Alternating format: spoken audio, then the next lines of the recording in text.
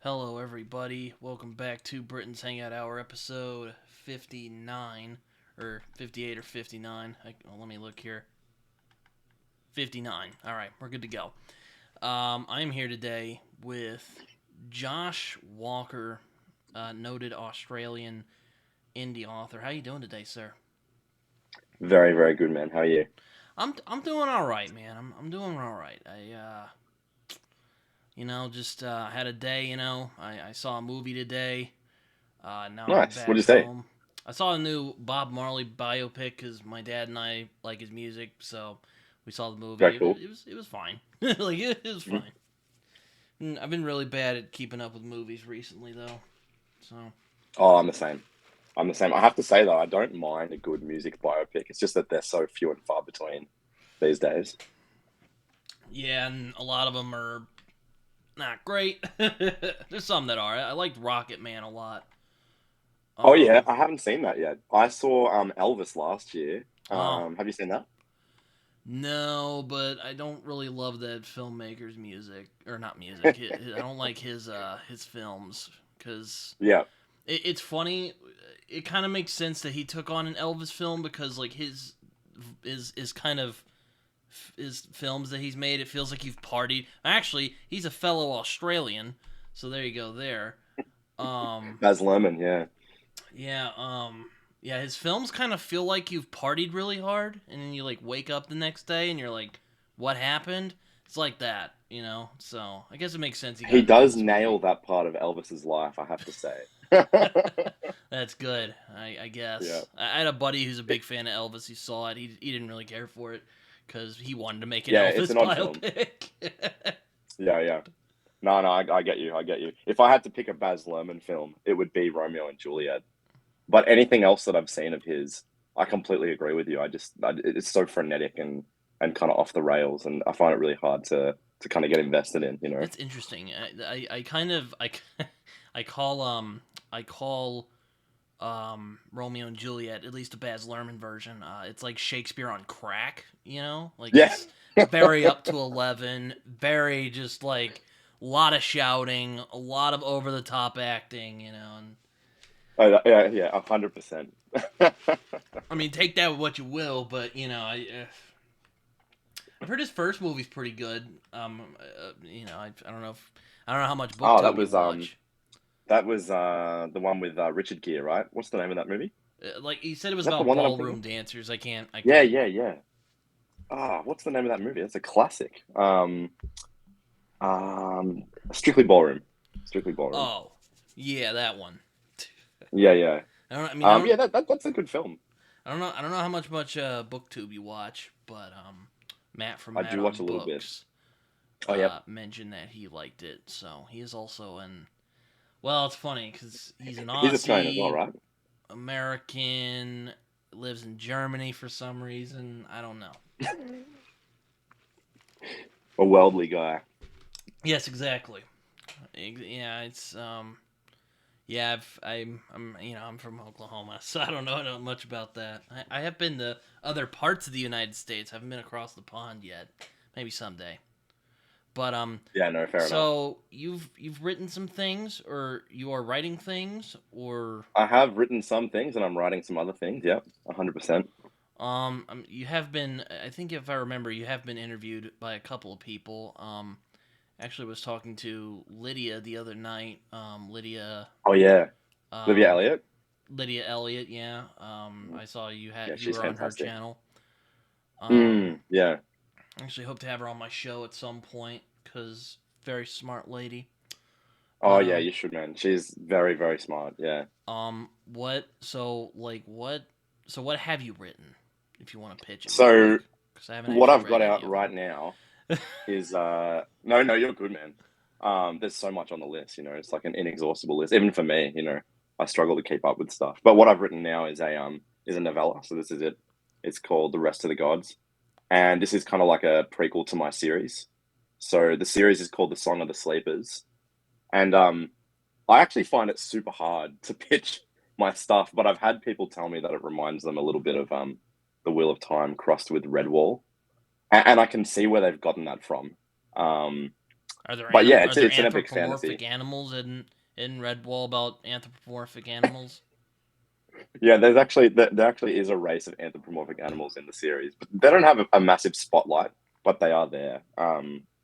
So yeah, and you know, Redwall was a big thing for me growing up, so Mm. I'm more than happy to take that comp. But so yeah, so that's what's out now, and in June I'm going to release the first book in the series, which is called An Exile of Water and Gold.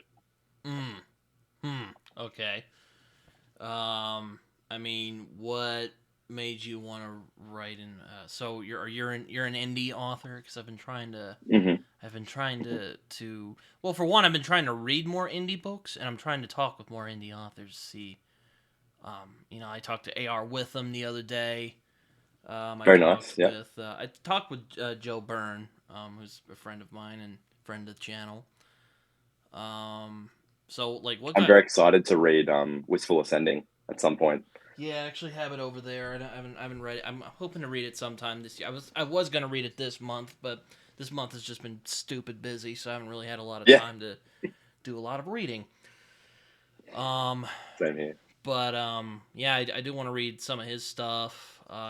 Who else have I taught? Well, I'm hoping to talk to Lydia. I don't know if she's an indie author, but Yeah, she is.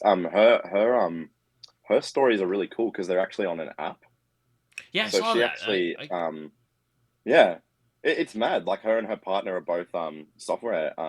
They're both programmers, and they developed this app called Unearthed Stories. And so the stories are kind of fully interactive, mm, um, but they're very good. So I've read parts of one of them, and I'm very excited to read it, the rest of it when it comes out on iOS. But at the moment, it's Android only, I think. huh, that's interesting. I mean, I have an iPhone as well, so probably Yeah, have to wait a while. Um, stuck in the ecosystem. like, what are like, so what is your reading taste actually like? Like, are you predominantly do you like the fantasy genre, or have you like pulled in Joe Yeah. Abercrombie and you just can't read it anymore because you write it? I mean, what's going I am so glad that I don't have that problem. Like so many fantasy writers that I talk to, they're like, I can't read this anymore, and I'm like, if I get to that point, I don't want to write anymore because it all started for me with the love of reading. So, on? and I think I've got to be able to keep that, you know. But yeah, no, fantasy was probably my first and foremost kind of love in the literary world. But I really like crime. I really like some literary fiction. I've read fairly widely, you know. Mm, I did a liberal arts degree when I came out of school, and that was obviously great in terms of kind of grasping a lot of the classics. So I read a lot of kind of classical Greek and classical Roman and things like that as well, which I loved. So there's a lot out there. But yeah, I mean, if I had to pick influences, I don't know, like where do you start? You got mm, all the classics, Tolkien, obviously. mm-hmm, Um, yeah, I mean, the first book I ever read by myself was The Hobbit. mm. So, and I still love that book today, man. I'm an English teacher actually, so I teach The Hobbit So, every did you year get it now. the first time when you read it, or were you kind of like, oh, what are these? Yeah, I was okay. I was as a kid, I was kind of always like reading above my age. Mm-hmm. Yeah. So yeah, I think you know it was a matter of time until I started picking up stuff like that at the age that I did. I think I read The Hobbit when I was 6 or 7, so I was pretty young. Mm. Um, Yeah. Then I got into you know, Redwall. Aragon was massive for me as a teenager. Oh yeah, Um, yeah. I've heard of that. That's one of yeah. Have you those. read that book? I have. I read the first one, and then I didn't read anymore because I'm like, Yeah. Though I I understand think it's it. probably I understand it's probably formative for a lot of people, so I try to not go too hard at it. But let's just say it's not for me. Fair enough. Yeah. What age did you read that book? I'm curious to know. Oh, I was probably a teenager, early Yeah. teenager maybe. Yeah. Okay. Yeah, That's interesting. I Yeah. read like Lord of the Rings. Yeah. I had read like Lord of the Rings and like Harry Potter by that time, and I was like, eh. I also So what were your things as a kid? I'm interested to know. God, I was a weird kid because I would just read stuff that Yeah. kids my age probably shouldn't have been reading. Like I read like Oliver Twist when I was a kid. Like who likes that? I mean, I did. I love that story. It is a Or great story. I read the Magic Treehouse. Did you ever encounter Oh that when yeah, you were younger? I Enid that was Blyton. that was some of the first like fantastical stuff I read when I was a kid, and I mean, I also liked history, so I liked that series because Yeah. I like history a lot, so that really helped. Um, then it wasn't until middle school I really kind of got. I mean, I always liked fantastical. I mean, I liked Star Wars growing up, and but it Yeah. wasn't until I was like, God, 12 or 13 maybe. I really started to see the light, I guess, and read a lot of fantasy literature. Yeah, nice. Where did you start?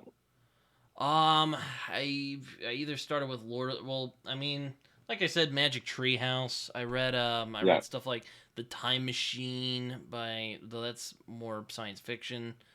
Yeah. I read Jules Verne growing up. Oh wow. Yeah. Okay. Yeah. Which I mean, I don't know what you would call that now, but I mean, you could call it I think it's fantasy if still you want. classified as science fiction, but it's definitely kind of yeah. It's a bit of a different beast these days to what it was when it was Hmm. written, for sure. Yeah, it wasn't as much scientifically accurate as one might be more worried about nowadays. Yeah. Um, Yeah. No, I understand. No, um, that's cool, man. Also, Game of Thrones was Song of Ice and Fire was a very formative experience for me, though. Again, maybe I should have waited a little bit before I read that. My God. So that's interesting. My dad is a big fan of Song of Ice and Fire, and but I've never read it. So Really? Oh, to that's. this day, I've never picked it up. I think there was always kind of like there were moments where I thought, oh yeah, I'll read this next, and then I just never got to it. Mm. Um, so it's something I definitely want to check out, but I am really unseasoned when it comes to George Martin's writing, which I think is really strange for a fantasy author. Um, You might get some cocked but yeah. eyebrows. I'll put it that way. Yeah, 100%. Every time I tell people I haven't read it, like, what are you talking about? You got to read Game of Thrones. So, it's definitely on the list. But yeah, I had some weird things. Actually, I've got one here with me. I thought I'd bring this. So this is a book from Australia, actually. I don't know if you've ever heard of this. It's called Monster Blood Tattoo, I don't think I've ever heard of that. No. and it's by a dude called DM Cornish. I think his first name's David, but so he's from Adelaide, I believe, and he wrote this trilogy. It's kind of like it seems like middle grade, but it's like they're chunky, man. Like it's epic fantasy. The Yeah. second book and the third book are nearly twice as thick as this. Oh wow. Um, and yeah, they're real chunky and very small font. This book's like what is it, like 500 pages, but it's great. And he illustrates so much of it himself, like these great kind of pencil illustrations, Hmm. just Interesting. wicked. So this is something that I read as a kid, and I think it actually came out in the States under the name Foundling. I could be wrong about that, but that was massive for me as a child. And I'm trying to think of some other stuff like Ranger's Apprentice. Have you ever read that series? I've heard of it. Isn't that Feist who wrote that? No, John Flanagan is the name of the author. Oh. Yeah, Yeah, I've heard that name. I've heard it be thrown yeah, around. yeah. So Um. that was another really good series. And but actually, Feist is another good example of something that I think a lot of Aussie kids were reading when they were kind of getting into adult fantasy. Mm-hmm. Um, so I read Magician, but I couldn't get past the main character being called Pug. I should give it another go. Um, Was pug like a but yeah, slang word or something in Australia? no, it's just I just found it like you know sometimes you get these names in fantasy that just don't really fit. Oh yeah, And yeah. I couldn't get past the main hero just being called Pug for the whole series. It was just kind of driving me crazy. Fair Um, enough. I guess. yeah, Don't so really. but he's kind of prolific, I think. Like if you go into an Australian bookstore, you go into the fantasy section, it is just covered with Raymond Feist. Um, Yeah. so whereas I don't know if he's kind of that big overseas. Like I know he's an American author, I think. Yeah, Um, he's weird. Yeah, I've seen some of his stuff, but I don't know. He kind of was, he always kind of seemed like more. I don't want to say generic because that might be a little loaded, but he might be more like typical fantasy, and I tend to like fantasy that is weird or different. Yeah. Or Lord of the Rings. Yeah, no, Or I a mean, good Lord of the Rings inspired series. I'll read it. Like Game of Thrones yeah. or you know. Uh, Have you read The Ember Blade by Chris Wooding? heard of that. I haven't read it. You should definitely check that Uh, out, man. It's a great kind of. It definitely, I think, is rooted in that kind of tradition of the Lord of the Rings, but on a much more, I guess, kind of modern level. But it's really good. I could say First Law, but I think of First Law more as like sword and sorcery adjacent than Lord of the Rings. But it's definitely there. I mean, I'm not gonna Yeah, pretend it's not. But I love the first law. yeah, I like it. I actually finally got to it. Not last year, but the year before. I read the first book kind of on a whim, and it was one of those. I Okay. don't know if you've ever heard people say before. By the first page, I was sucked in. That literally happened. I was reading through it, and I was like, okay, let's see where this goes. And it was just fun going through all the way through, or at least it was to me. Um, He just has the most magical, like, yeah, like his characterization is incredible. His prose is very strong. It didn't bother me one bit that book one is essentially plotless. Um, but once you get it, I mean, before they're well, the hanged, story is more that can bringing be a everyone frustrating. together, and Yeah, that's the because like it kind of bugs yeah. me when people say it's plotless. I'm like, there's No, fair things enough. going on. Yeah, yeah.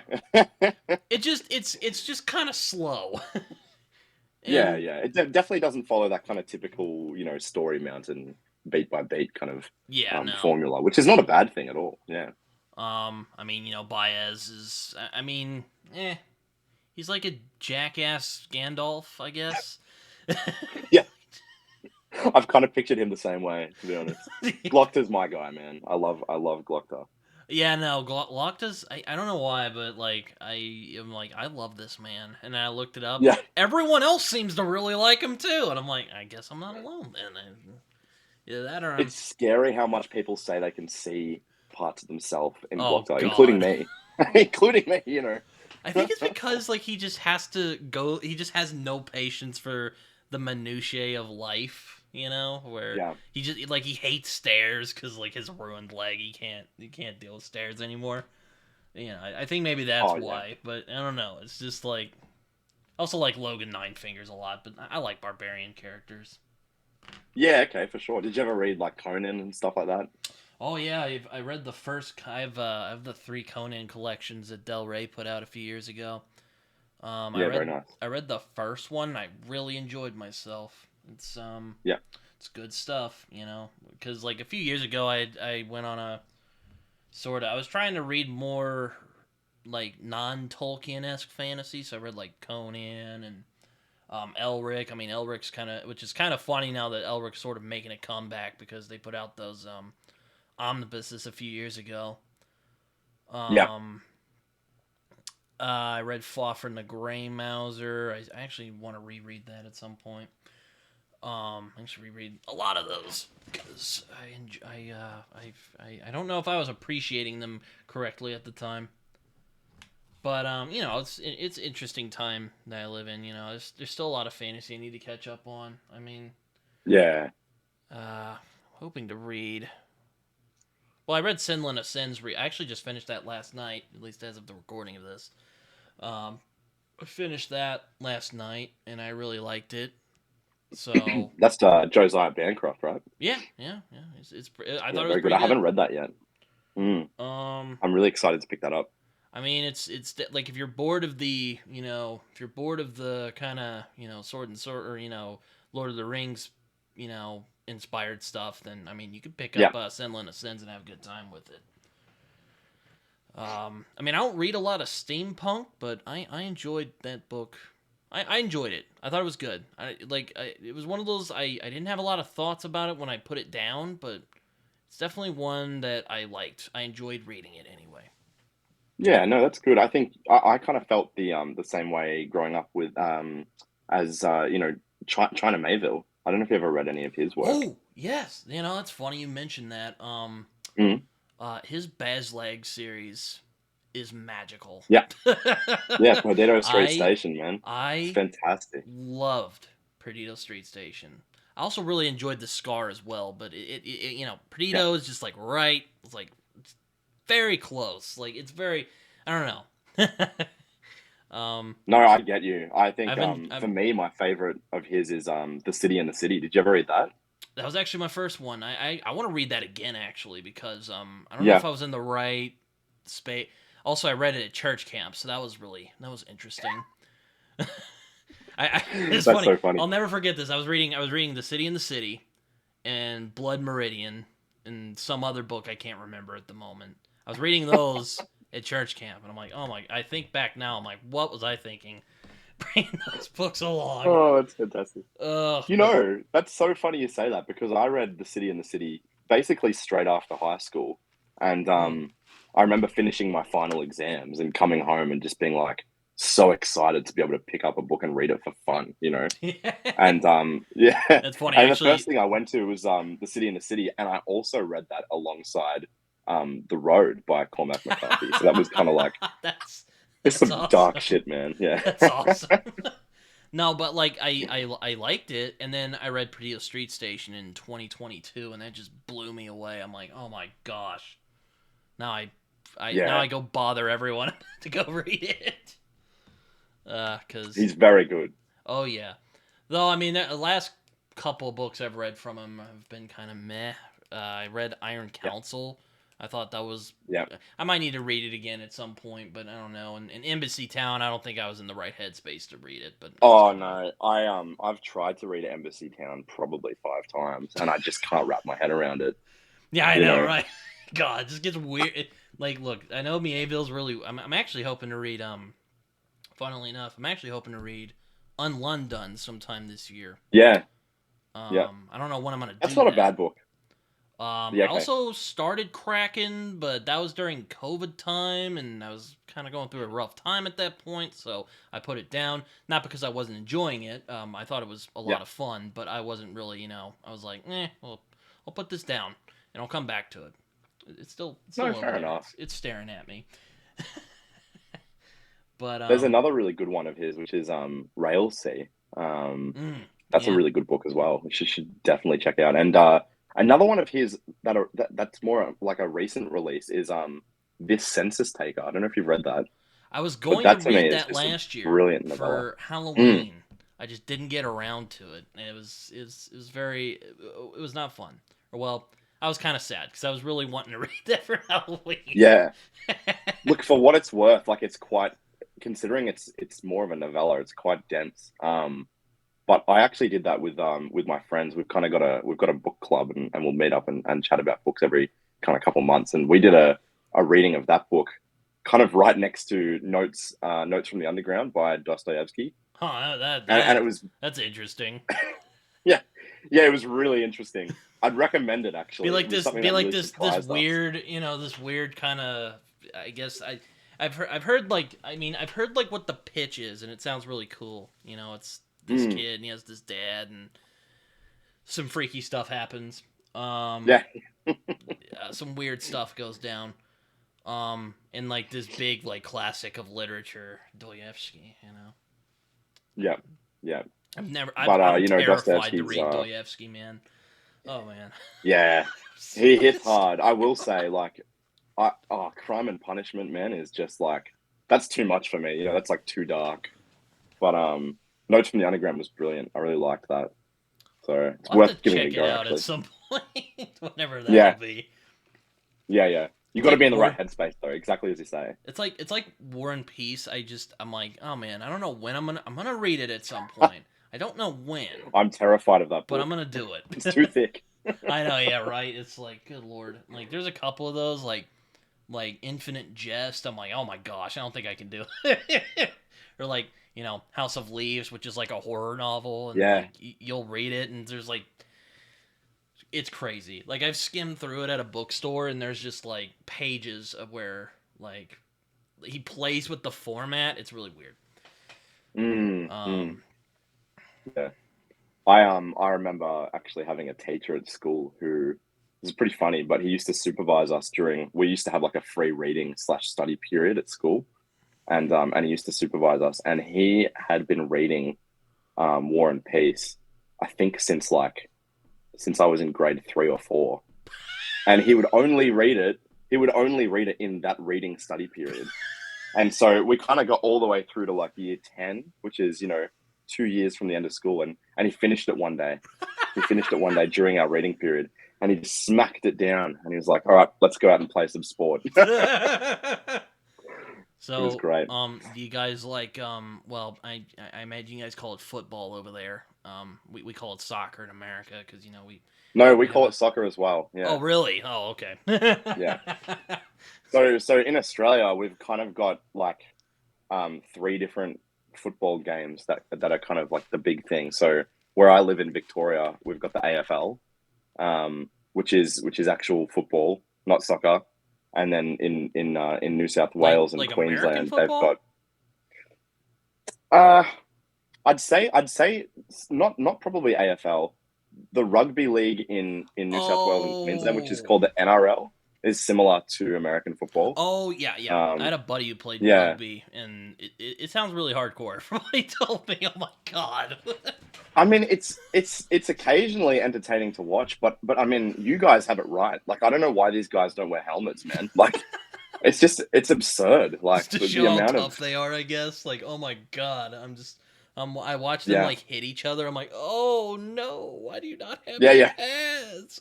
You Oh, feel the pain just watching it, yeah, but really, yeah, so very tenacious um, guys though. I'll give them credit, man. They're far yeah, braver than I am. They're like, oh no, don't hit me. I think as long as your neck is as wide as your head, you're in a pretty good position to you know to break through the line, so to speak.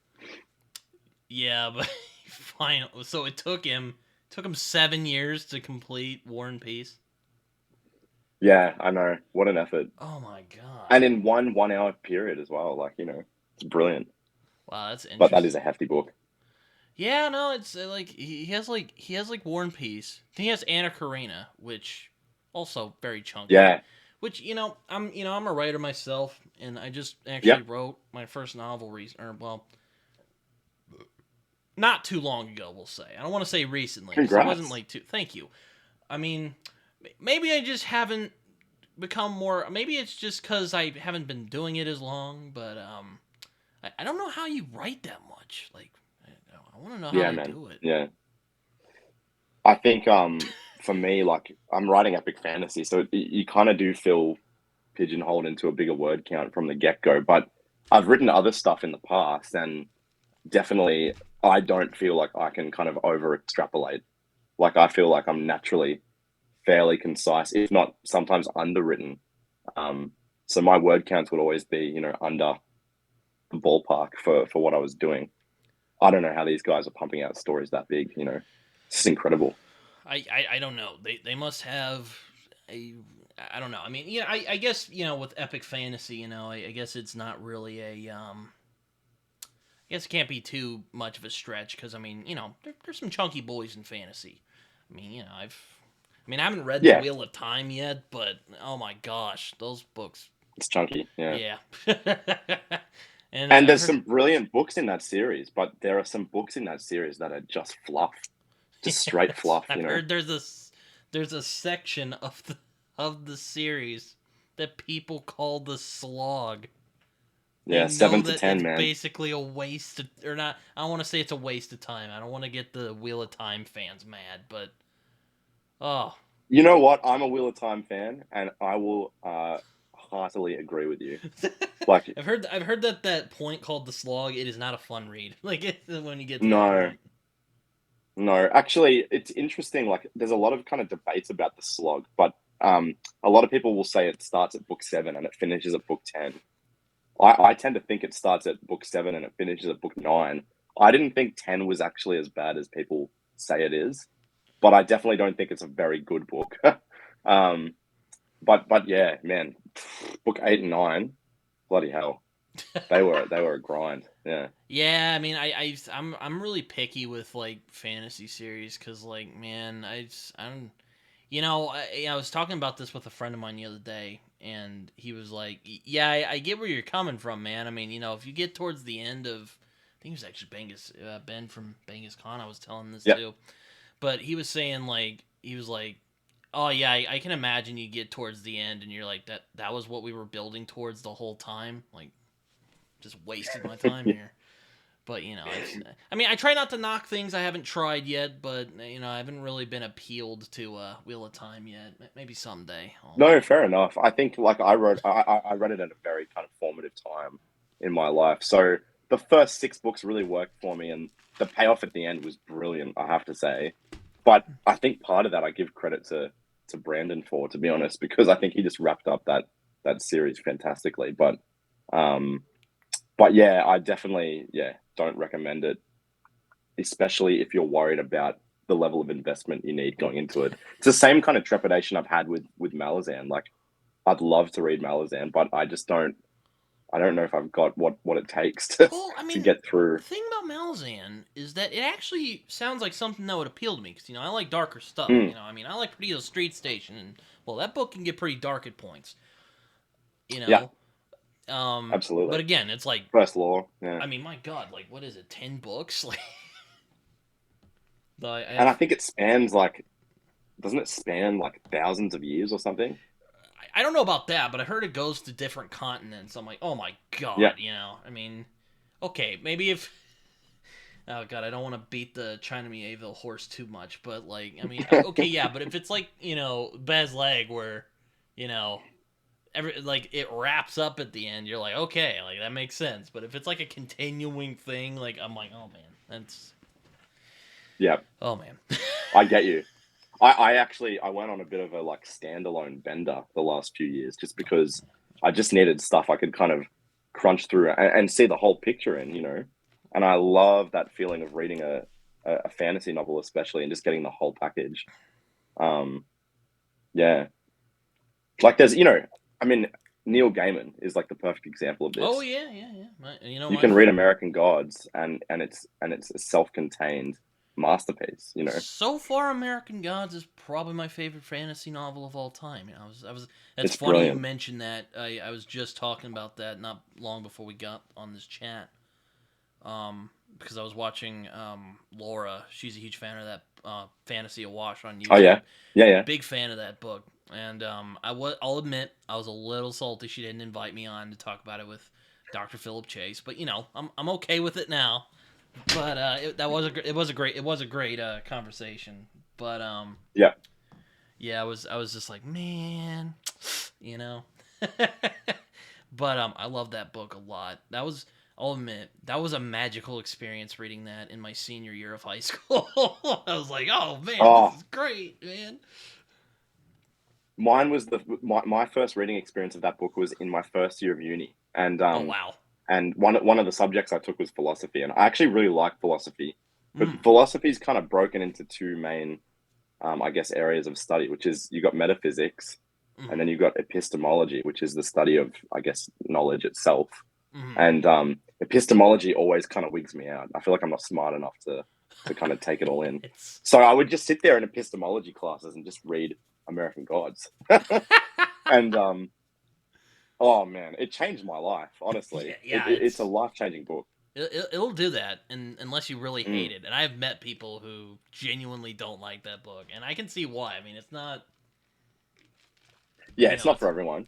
Mm. it kind of meanders a bit, and I mean, I loved it. I thought it was, I mean, there were some of the parts where I was like, yeah, you could have cut that out, and it was fine. But I'm not Yeah, like some of the asides. I mean, I read the author's preferred text, so I mean, there's a yeah, and there's a little lot of stuff that that means there was a Neil's put little in. longer than it originally was, which now I'm Yeah, kind of curious yeah, what the one that originally came out looked like because but I'm getting on a tangent. I still loved it. I still love it a lot, but there were those points I was like, yeah, you could. I can see why you might have cut that out, to keep things moving. 100%. Yeah. Did you ever read Anansi Boys? No, but I have it over there. I Yeah. haven't read it yet, but I've heard it's like a spin off. Yeah, I guess it's a bit of a spiritual sequel, but I'd be interested to hear your thoughts if you get around to it.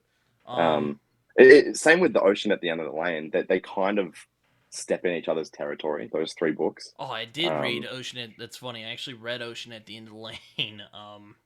the same year I read American Gods, but I don't know if I mean I liked it a lot, but I read American Mm, Gods and that was such an experience for me. I was like, and I actually read it again not too long, or I was kind of glancing through it again not too long ago, and I'm like, yeah, this is really good.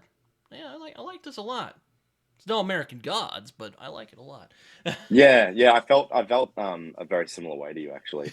I've kind of found with Neil that American Gods to me is kind of the peak of his work, It's but either you know, Ocean at that the End of the Lane is brilliant. it's either that or the Sandman, because like So I haven't read Sandman. those two just are like on the stratosphere, at least for me. Yeah, And like the rest of his books are good, or well, the rest that I've read anyway. I haven't read like the Graveyard Book or the Nancy okay. Boys. I haven't read his short story Have you read collections yet. Coraline? I have read. That was actually my first gaming.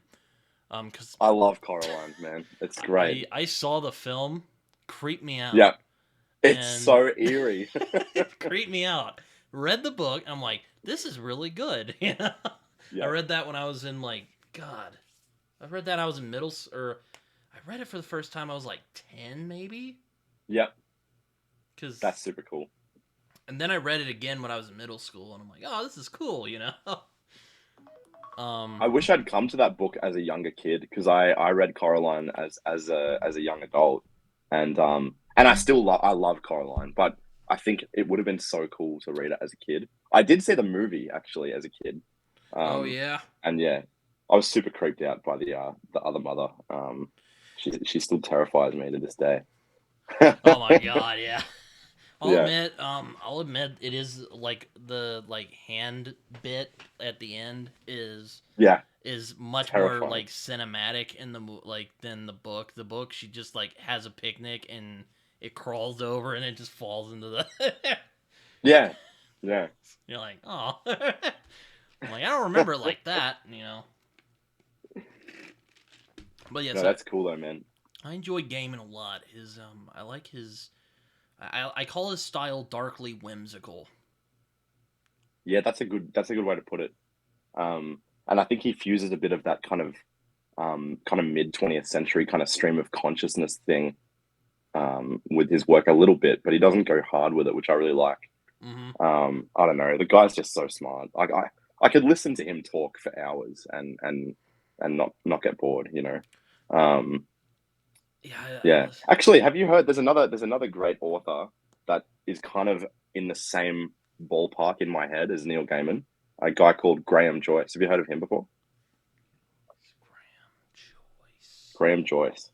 No, I don't think so. So he's got a fantastic book, which I've actually got on my desk now because I was flicking through it the other night. Hold on. It's it's this. It's called Some Kind of Fairy Tale. Huh. Interesting. I haven't It heard of that. is. It's brilliant, man. It is absolutely I'll brilliant, have and it to. really kind of reminds me of like if you fuse Neil Gaiman with somebody like Ian McEwan. Have you ever read like Atonement by Ian Oh McEwan? yeah. I've read that. Mm-hmm. Yeah, it's good. That's a good Yeah, book. yeah. So if you kind of get that kind of side of literary fiction and fuse it with Neil Gaiman's Also, saw approach the to movie. fantasy, That was pretty good too.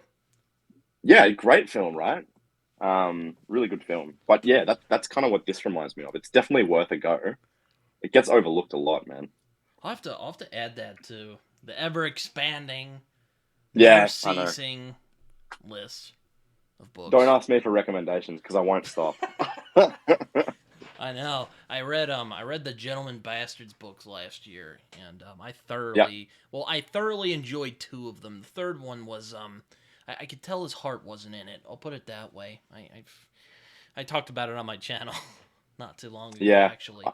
I know Scott Lynch has had like his ongoing challenges. I actually haven't read past book one, but I really like book one for what it's worth. Oh man, and Um, I was telling someone the other I think it was on this show actually. I was telling someone the other day reading the Liza Locke-Lamora is just a thoroughly satisfying experience for me. Just like I just love that the Falconer and the Grey King just get destroyed in the book. I loved it. But anyway, like I don't want to dwell on that because I'm just like you're gonna be like, it is a brilliant book. Yes, it is really good, and Red Seas Under Red Skies is really good too. I enjoyed that a lot. So, what are your thoughts on like something like The Name of the Wind, which came out at that same kind of time Oh, and was kind of just as prevalent? oh, I haven't read it. I want Okay, to. all right, I want to. interesting. Yeah, okay. I want to though. I want, or at least I want to see what it's about. I've heard a lot of like, heard it's kind of polarized from what I've seen. I've had people I respect who really love it, and there's people I Hmm. respect who really don't like it, and it's really interesting. I do think Pat Rothfuss has a very impressive beard. I mean, I'll say Oh, that. yeah. No, you can't fault the beard, man. I think, yeah, like Name of the Wind to me is another one of those just life changing books. But actually, it's interesting that you said polarizing too, because I think it's one of those things that's come as a result of like, I don't want to dwell on the book three thing, but book three hasn't come out. And so I think a lot of people kind of take that into account when they're forming an opinion of the series. But just reading it in and of itself, like The Name of the Wind is fantastic. And the guy's got some of the best prose I've ever read. Yeah, I've heard Um, that. I've heard his prose is very good.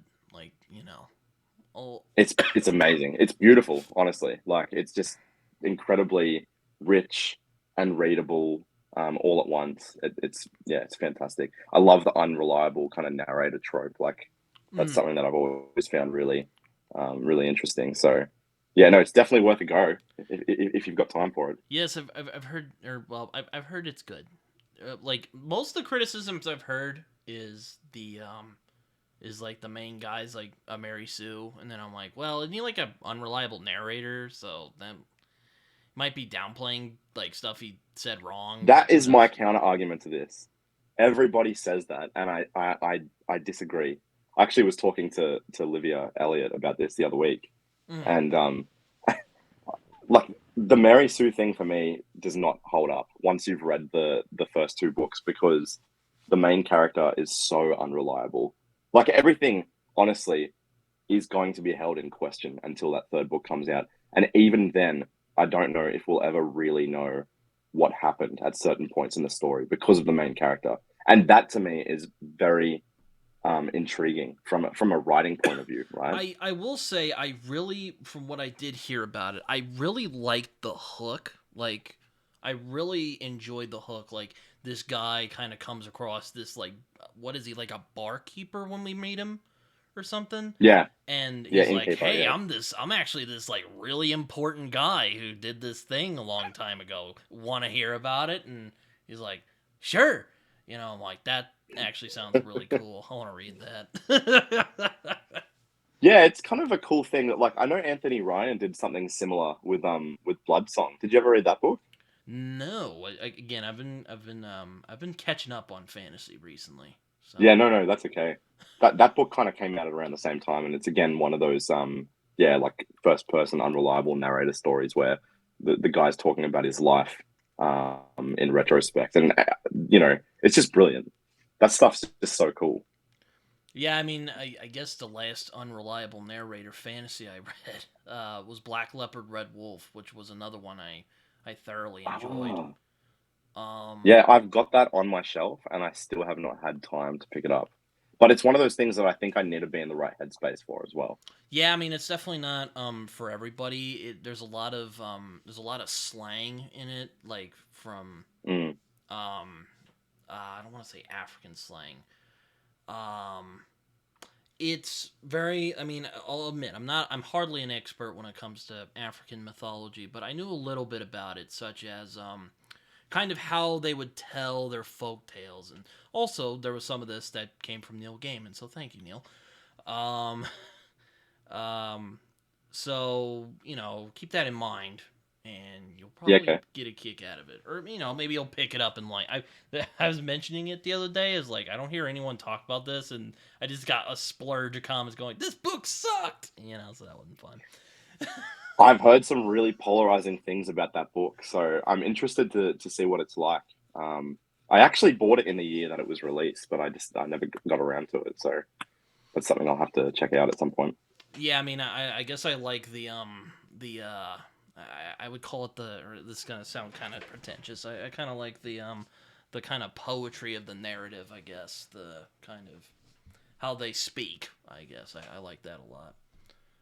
Yeah, no, that's cool. That's something I really appreciate in Cormac McCarthy's work. Like that, just this beautiful kind of like, dancing. I'll put it Like, this way: if you yeah, struggle with Black Leopard Red Wolf, like read it aloud, and it becomes a it okay, really it really begins to sing, as I like to say. interesting. But yeah, you were saying about Cormac McCarthy.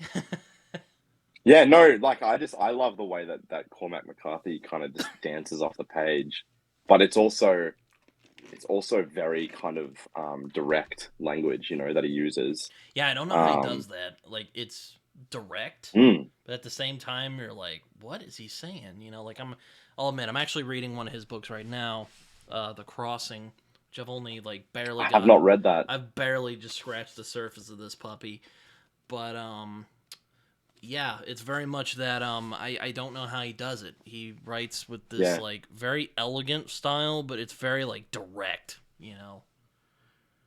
It's it's amazing. I think he's so technical, but people don't necessarily appreciate or recognize the technicality in his writing.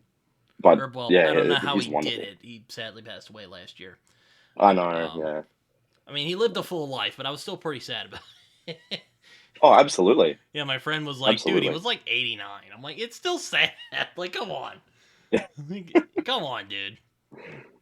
So, have you read Lonesome Dove? No, I'm actually going to read that this summer though, because Yeah, that's I one want to of read it in the those. next few months as well. That's one of those like everyone and their grandma tells me how great that book Yeah, is, so I gotta check it out. I gotta see what the fuss is yeah. about. Though I am familiar with Larry McMurtry's style because I've seen a couple of film adaptations of his work. Okay. Um, like I saw HUD, which is based on his first novel, and The Last Mm, Picture Show, which I thought was okay. I don't know if I really got it, but kind of reminded me of McCarthy. It's just kind of this. I mean, it's not as well. It's not as dark and violent, but there's that kind of like bleakness that you get from like yeah. I don't know. It's weird to explain, but I do. I think I know what you mean. Yeah. That's why I mentioned him because I've heard him kind of spoken about in the same breath as McCarthy a lot. Yeah, I have it over there. Hmm. Um, yeah, no, I've heard Lonesome Dove is a fantastic book. I still need to read it at some point. Um, yeah, I hope it's as good as people say. I mean, that's always what I'm worried about when I hear about Yeah. popular books. Does I it hold mean, up to the hype? Yeah. if I read it and it's like, oh, wasn't that great, and I feel bad. I'm like, oh man, I just got hoodwinked, guys. But I understand people are different. I mean, Yeah. speaking No, of for sure. stuff, I mean, I'm reading In Cold Blood right now, and I'm liking it a Okay. lot. Um, I love that book. I absolutely love that yeah, book. it's really good. Yeah. Let me see. Yeah, it's really, Yeah. it's like, I was kind of like surprised. I mean, I read Killers of the Flower Moon last year, Okay. and it kind of reminded me of that. It's like kind of Interesting. I this haven't read that kind yet. of this like marriage of narrative and real life. How how I agree. I agree. I mean, I don't read a Um, lot of true. I mean, I'm picky about true crime because like there's some of it yeah. that's kind of flagrantly trashy. Yeah. I mean, again, I don't want to shame people who like true crime. Like you do you, but like there's some of it I'm like, yeah, this feels kind of weird. I don't like this. But this Yes. book is really good. I'm enjoying it. It is brilliant. And just wait till you get to wait till you get to the end and you see that kind of full picture. It's brilliant. Have you heard of the TV show that's out at the moment about Truman Capote? No, I'm not. I'm trying to remember the name of it. It's something that I wanted to start soon. Hold on, let me have a look. Is it called Swans? Is that what it's called? I think it's called. Oh, is it the Huh. one about the feud? I think I did see Yeah, something yeah, about the that. feud. Yeah, that's right. Yeah, yeah, I heard about that. Yeah, I've heard yeah. Capote was an interesting man. Yes, yeah. He's a great writer though. I'm enjoying the style. Brilliant writer, and I love how close he is to the character for the Some time that he was writing in. There is It's some wonderful. homoerotic subtext in there, which I mean I think is kind of funny, but and I'm also kind of surprised he got away with that, considering when it was written in. Mm, Um, but yeah, I'm liking it. I need to. I'm almost done with part two. I just need to okay. get through it. But one of the things I like, he doesn't show the murder. Like is weird about Yes. In Cold Blood is I knew the story, like what happened. Like I knew it was about these, because there was a film called Capote that came out a while back. Okay. Yeah. Okay. Philip Seymour Hoffman played Capote. He's brilliant in the movie. That's right. Yeah. That's another movie that I wanted to watch, actually, now um, that you mentioned that. well, his performance is really good in that movie. The movie's pretty good, but his performance is just, oh my god, it's great. He's brilliant. I mean, Yeah. yeah, I was about to say Yeah. he was just great. So I mean, I knew the story, but like I liked I was intrigued by the choices he made. Like he doesn't show the murder. Um, and It's powerful. you get to know these people, and he also Mm. like illustrates just the futility of the whole thing. Like Oh, this is what hits you like a ton of bricks once you read through the ending, to be honest. Is just yeah, just it's tragic, you know. Anyway, I don't want to spoil it, but it is a brilliant book. Do you like Ernest Hemingway? I've only read a couple of his stuff. I've read The Yeah, Old Man and the Sea, and I really like that book a lot. I need to read it again to see if it still holds up for me, but I read yeah, it. Well, it's funny because like, you've watched Daniel Green, I hope. yeah. Well, he read it, and I'm like, ooh, he got me fired up to go read it. So I went up, I read it, and I really enjoyed it. I really Hmm. enjoyed reading it, and yeah, I need to read it again. He's another example of one of those kind of modern writers from around the same era who just is very happy to write close to the character and kind of cuts to the bone a lot, I think. Um, Yeah, but it's yeah, Old very. Man and the Sea, I think, is definitely more whimsical than some of his other stuff. But A Farewell to Arms is one of my favorites of his, I'll have to read which is that. just brilliantly bleak, man. It's just yeah. Yeah, Oh, I read. I will say from that same era, I really enjoyed The Great Gatsby, and that was the book that mhm. finally was like, you know what? I'm gonna give this writer thing a shot because one day I want to write something like that, and that was So kind tell me of. about the novel that you wrote.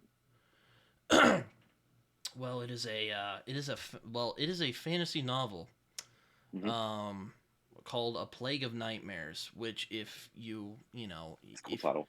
which I mean you might recognize the title from something else, but I won't spoil it. Um, um, it's basically so it's about this guy, this main guy. His name's Koba. He's sort Mhm. of like what we would call a PI today, though Okay. he's like part PI, part guy who intimidates people. Did you ever see The Other Guys? Have you ever seen that film? No, I haven't seen that movie. Oh, okay. I was about to say there's a character in it, Russell Crowe. He's like this Oh yeah, okay. guy who intimidates people into like let's say like an abuse or like a husband doesn't want to leave Yeah, his like ex-wife alone or something. He's the guy you send to like scare him off. Like he's kind of cool. like that. Yeah, yeah. Um, well, he gets really plastered and beats up a guy who he should not have, and he's in jail at the beginning of the story. And but he's given an out because there's an old acquaintance of his who's like, okay, I'll let you go if you do this thing for me. If you go to this small town where this weird stuff is going on, and that's kind of where the story goes from there. Um, That's a good hook. That's a yeah, really good hook. I I'm it's genuinely intrigued. Yeah. yeah it's one I've wanted to yeah, it's actually one that's been building in my head for a while, and then I finally wrote it down last year, and I'm like, there, I got it. There you go. I think those are the best kind of stories, man. Honestly, like, yeah, this series I'm working on now, it's kind of combined things that have been in my head for the better part of 15 years, Um, and yeah, it's just so cool once you actually start to see all those pieces come together. So well done. That's really cool. Do you want to like? Are you looking to publish one day or writing for I yourself am mostly? I am looking to publish. It's Hmm. hopefully. I don't know what avenue I would like to do because Okay. I mean, there is a like it's. I've been kind of joking with some friends of mine. I'm like, there's like this kind of it's like.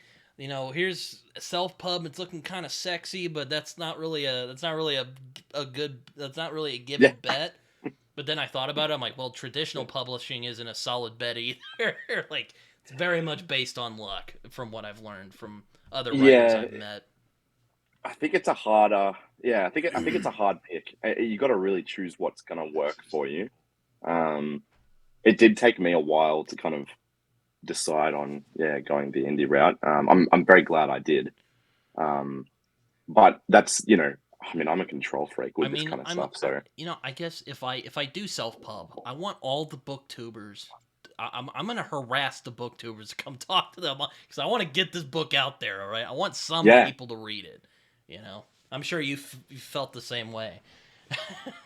yeah. The hardest thing is trying to get it into people's hands, and at the same time, like you've got to be reasonable about it. Like I'm very aware how many lists, never-ending lists I know, people have yeah. already. Yeah. No, So, I guess I'm always careful about, please don't go crazy trying to finish this. Just kind of, I just like hope you get to it one day, if I can at least entice some people to at least Yeah. want to read it, to put it on their list or something, or read it even. Like that would be great. Oh, it's a win. That would be 100%. that would be great. Like I'm not asking for much, people. You Yeah. know. I think, yeah, like when I was going about this, that was one of the reasons why I released a novella first. And, like it's kind of contrary to a lot of other advice that I've heard, but for me, it worked because I was able to say to people, "Hey, would you like to give this a go? It's only 120 pages.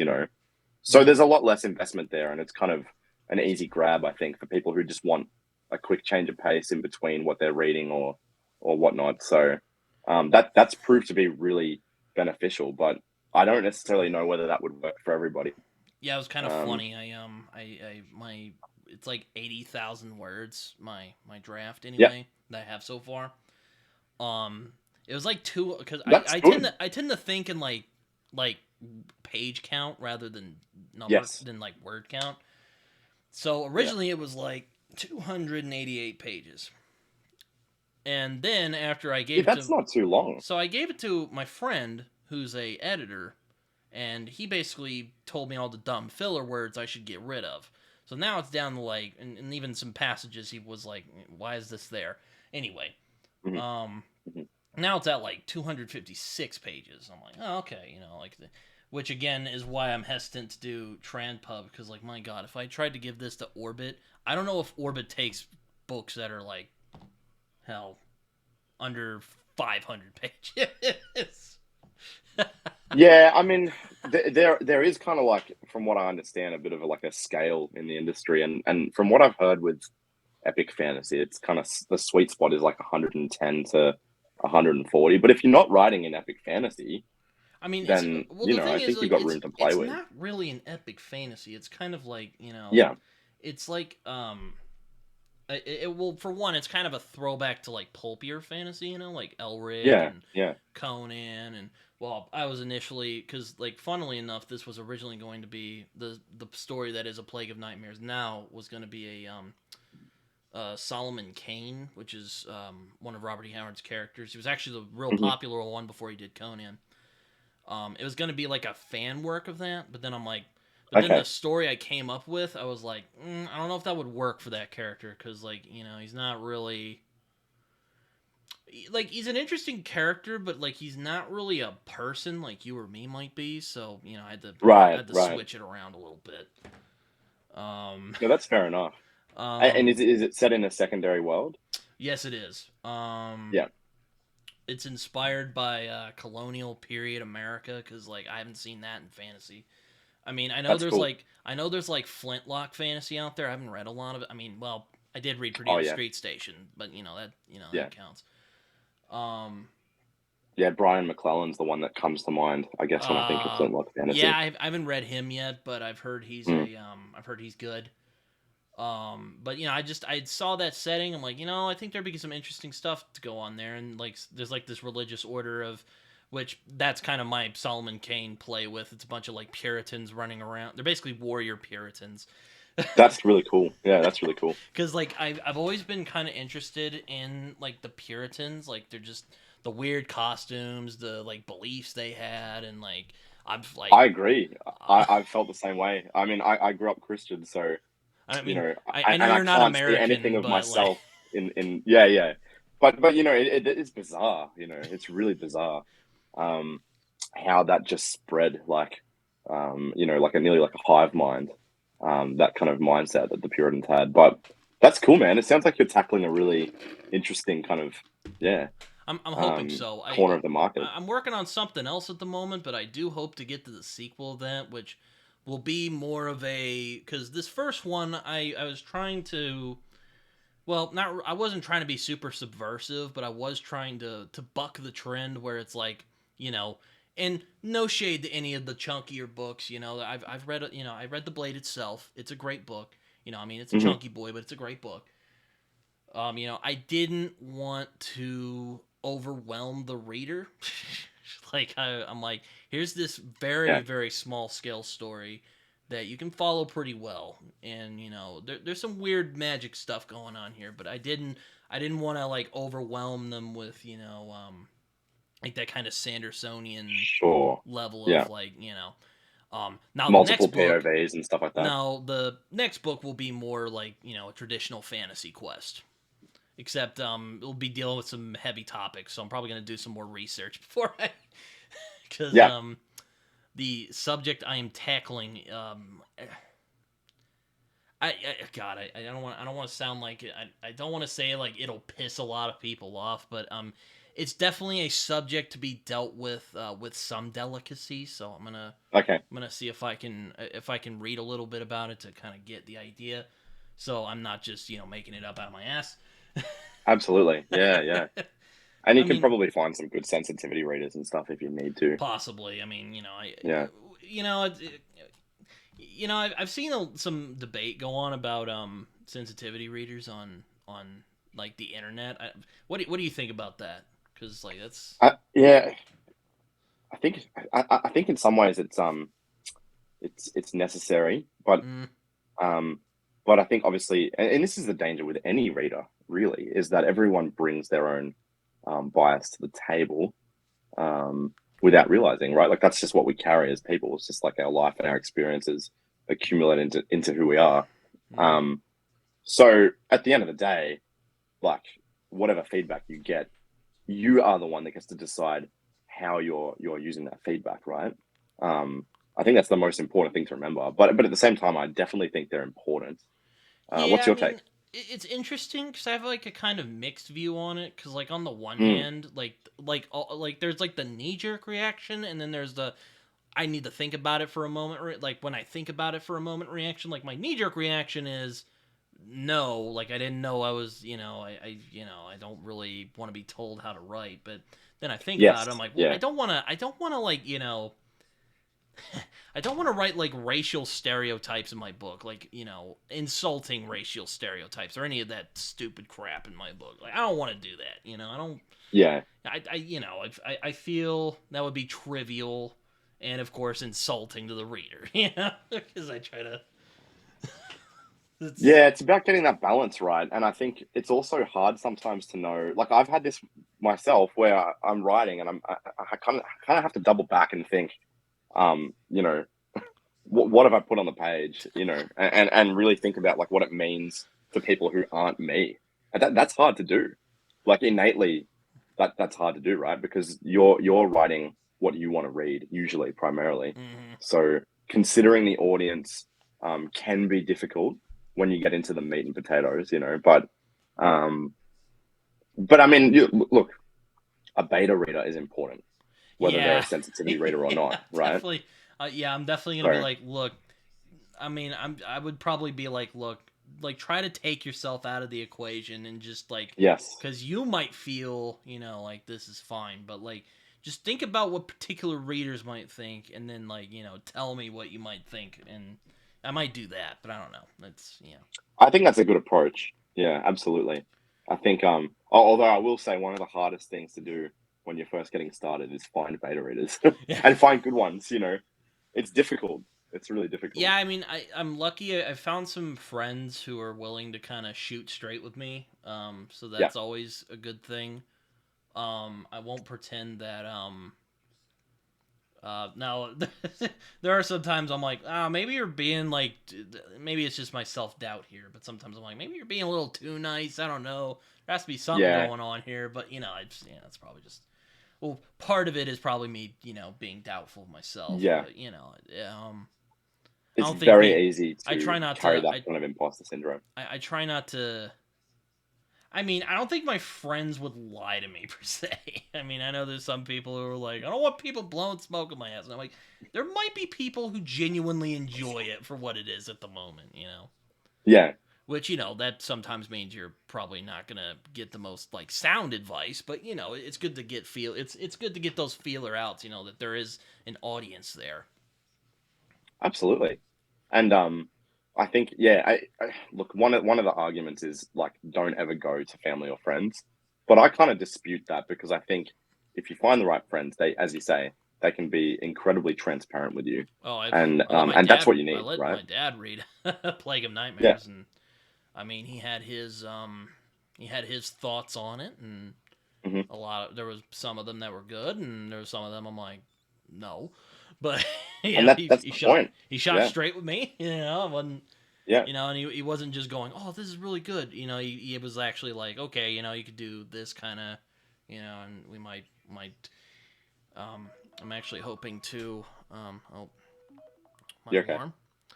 I'm actually hoping to do another or not rewrite, but another kind of edit through soon to kind of Yeah, get it through. I don't know when I'm gonna do that, but hoping soon.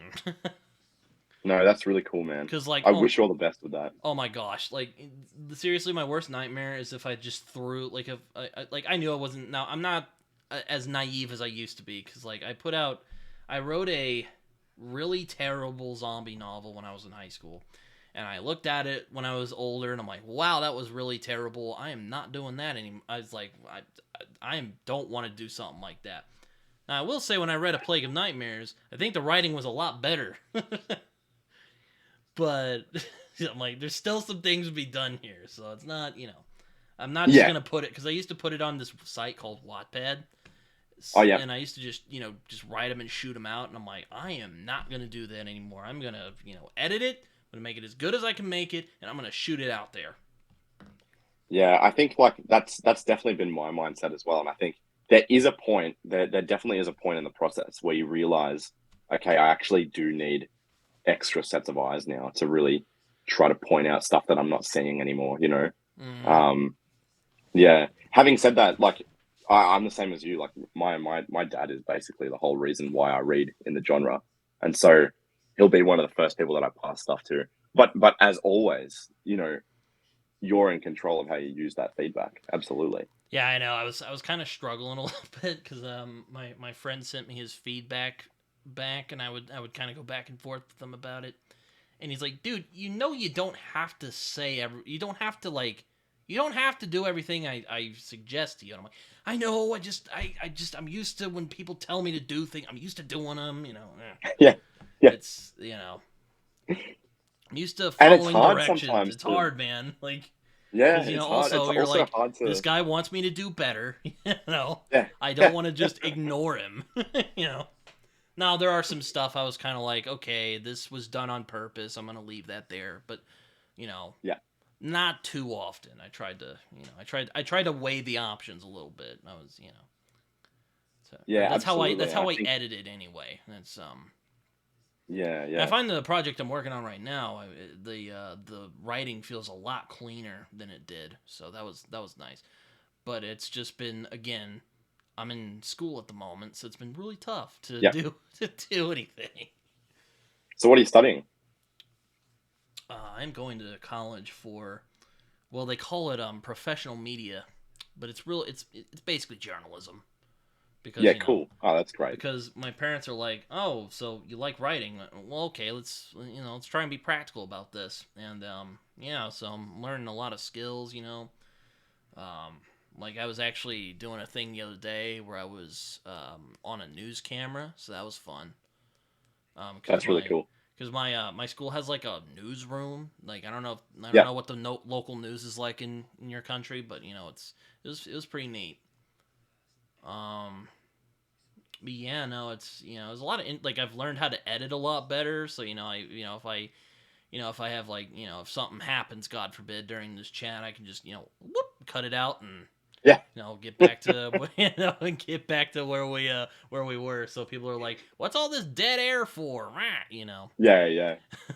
100%. And I mean, even in terms of writing, like journalism is great for kind of grasping conciseness and trying to be as objective as possible with your language and stuff. So there's good things there for Oh, sure. yeah, it's definitely taught me. I mean, as much as I wish I could write like someone like China Mieville or Mm. Nabokov or people who can write more arcanely without just being over the top about it.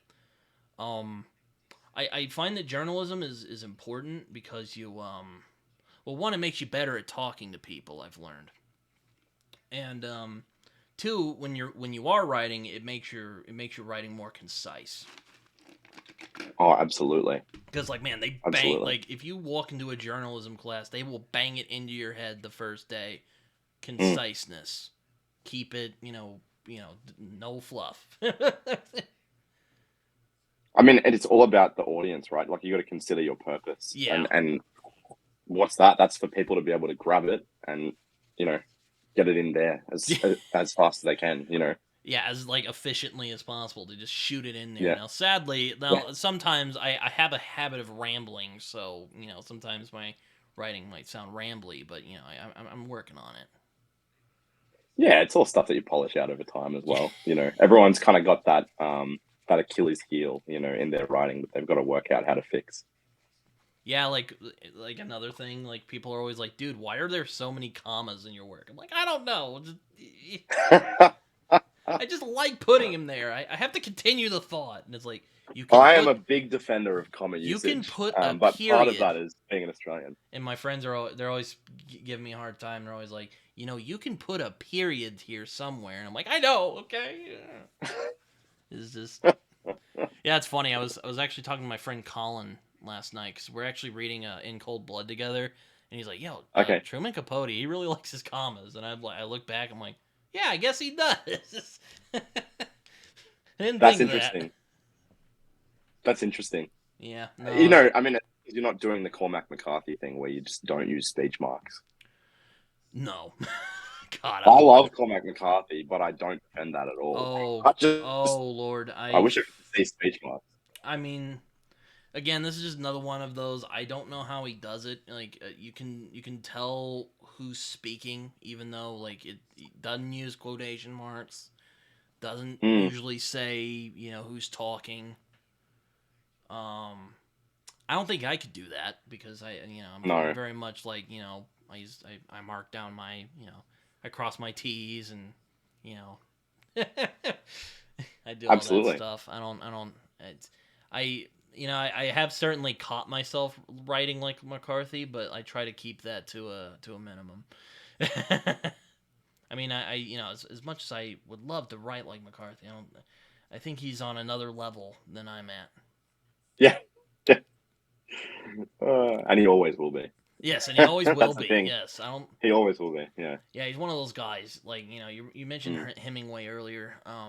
Well, I mean, his style is a bit more bare bones, I guess. Though it's yes. kind of. I mean, I'm sure there's going to be the people who are going to correct me in the comment section, or well, there might be a. I mean, I don't know who of my audience reads Hemingway, um, but they might. I'm sure someone will be like, "Oh, not really." Yeah, Yeah, someone's yeah, gonna yeah. actually me at some point. I've accepted it. It's fine. I've only read like one of his books and like a couple of his short stories, so I mean, I don't know. Have you read Stoner by John Williams? No, I know that Alan of Alexandria has read it, and a Yeah, bunch of other people have read it, and I'm like, yeah. uh, I and it's interesting because It's kind of interesting the books that make the rounds on BookTube. You know, I don't know if you've, It I is. don't know if you, It I don't is. know if you noticed this because I mean I don't know how much Yeah. BookTube you watch, but like, I watch quite a bit, so oh well, okay, you like definitely notice it. Yeah. like McCarthy was trending there for a little bit, which I thought was hilarious because I've been reading McCarthy for a very long time, and Same. it was Yeah. really interesting seeing people reacting to it to the first time. Mm. Like Stoner as well, and I'm like, wow, really? Like the like this almost seems like it almost sounds like a punchline of like Yes. Yeah. because it's about this It's done the rounds. Yeah. it's about like this angsty teacher. And I'm like, God, that sounds like it almost sounds like a punch. It sounds like a parody of like, literary fiction or something. It might be good. I haven't read it again. Try not to knock things It's until very I try good. them. But I've heard it's very good. And I've heard his other It's books very are good good. too.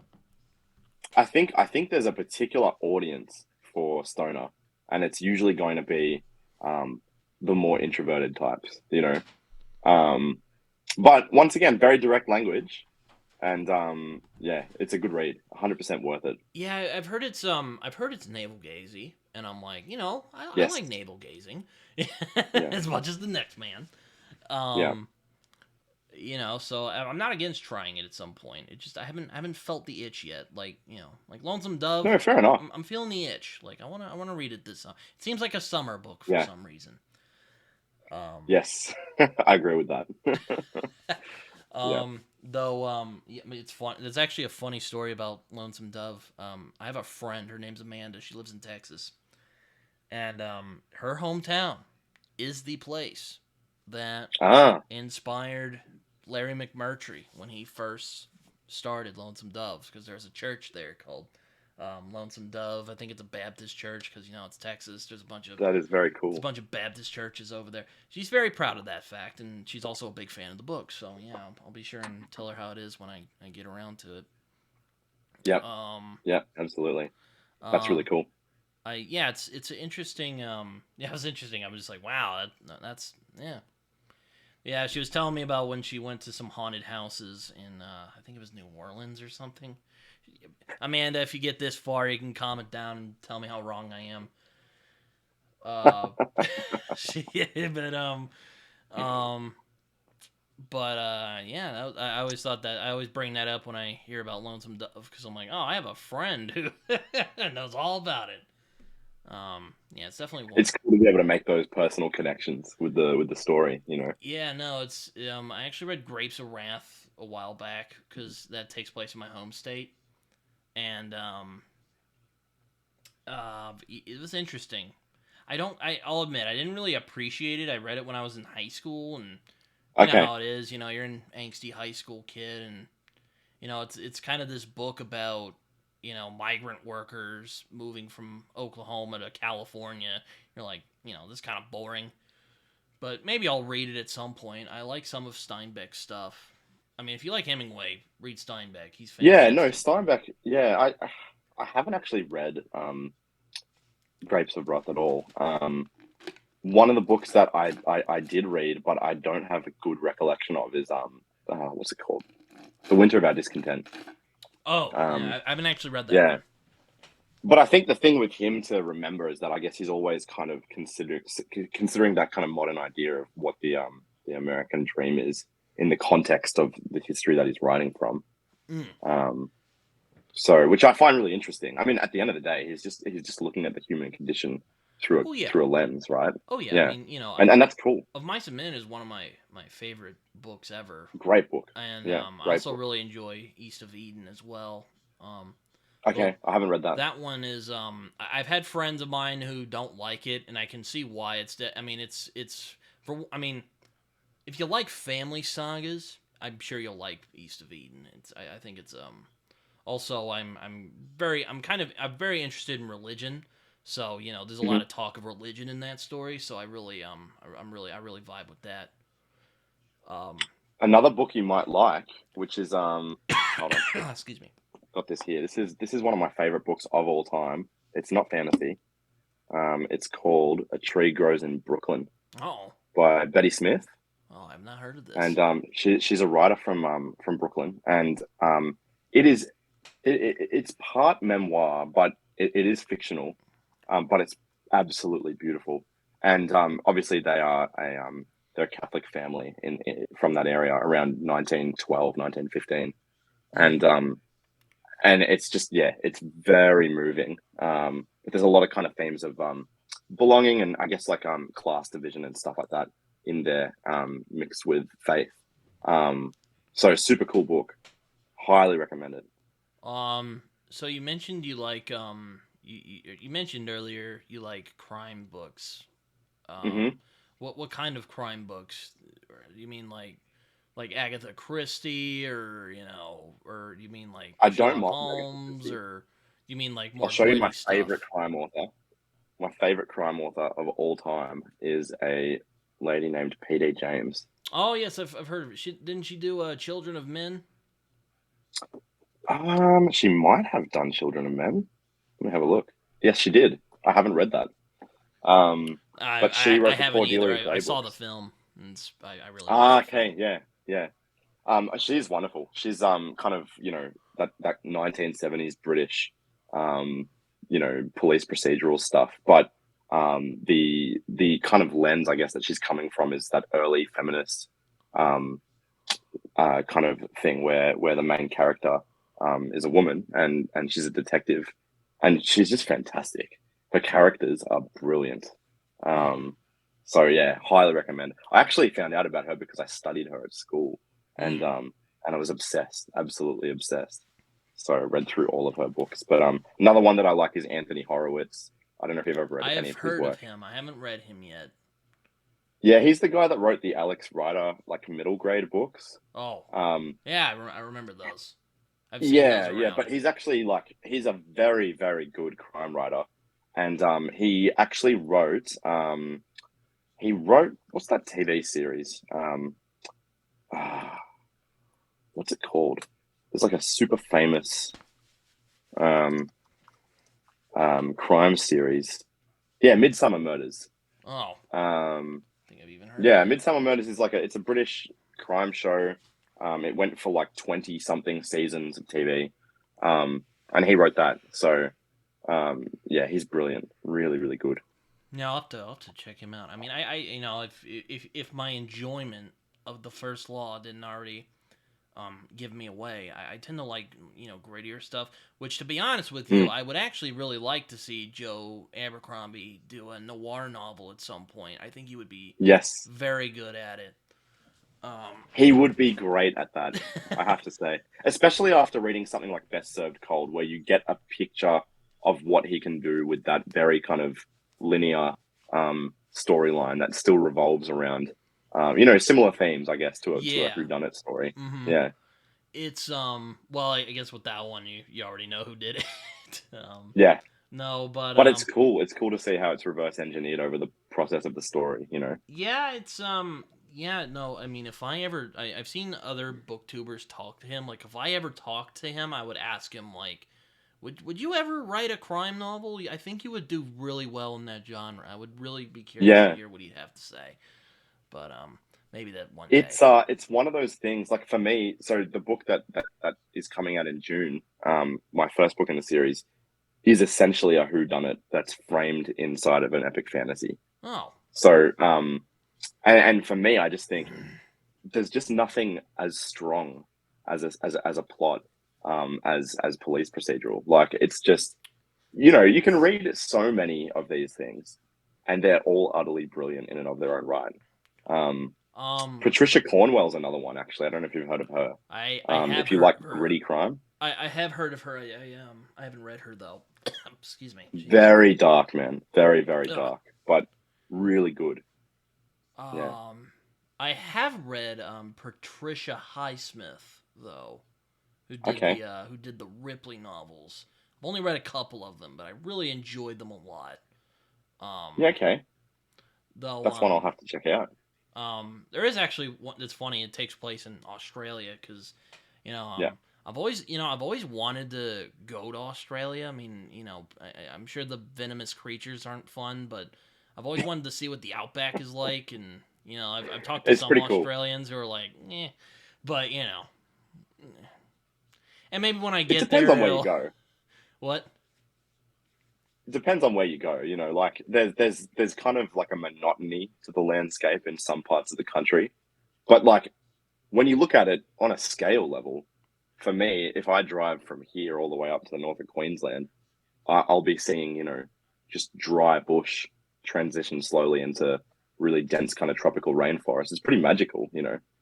Yeah, it's yeah. There's a book. I don't know if you've ever watched StoryTube, but they brought up this book called Scrublands, Mm, which sounded really cool because I don't know. I mean, I've never read any like Australian crime stuff, but I yeah, would think that Australia would be a interesting, would be an it's a interesting good setting for it. setting for a crime story. You should definitely check out The Dry by Jane Harper. I'll have to add that. I've heard Jane Harper before, but I'll have to Yeah, add that. that first book, The Dry, is absolutely wonderful. It is so good, and actually, they made a great film with Eric Banner Mm. starring as the lead character, and that's really worth watching. Honestly, it nearly is as good as the book. Um, so yeah, highly recommend that.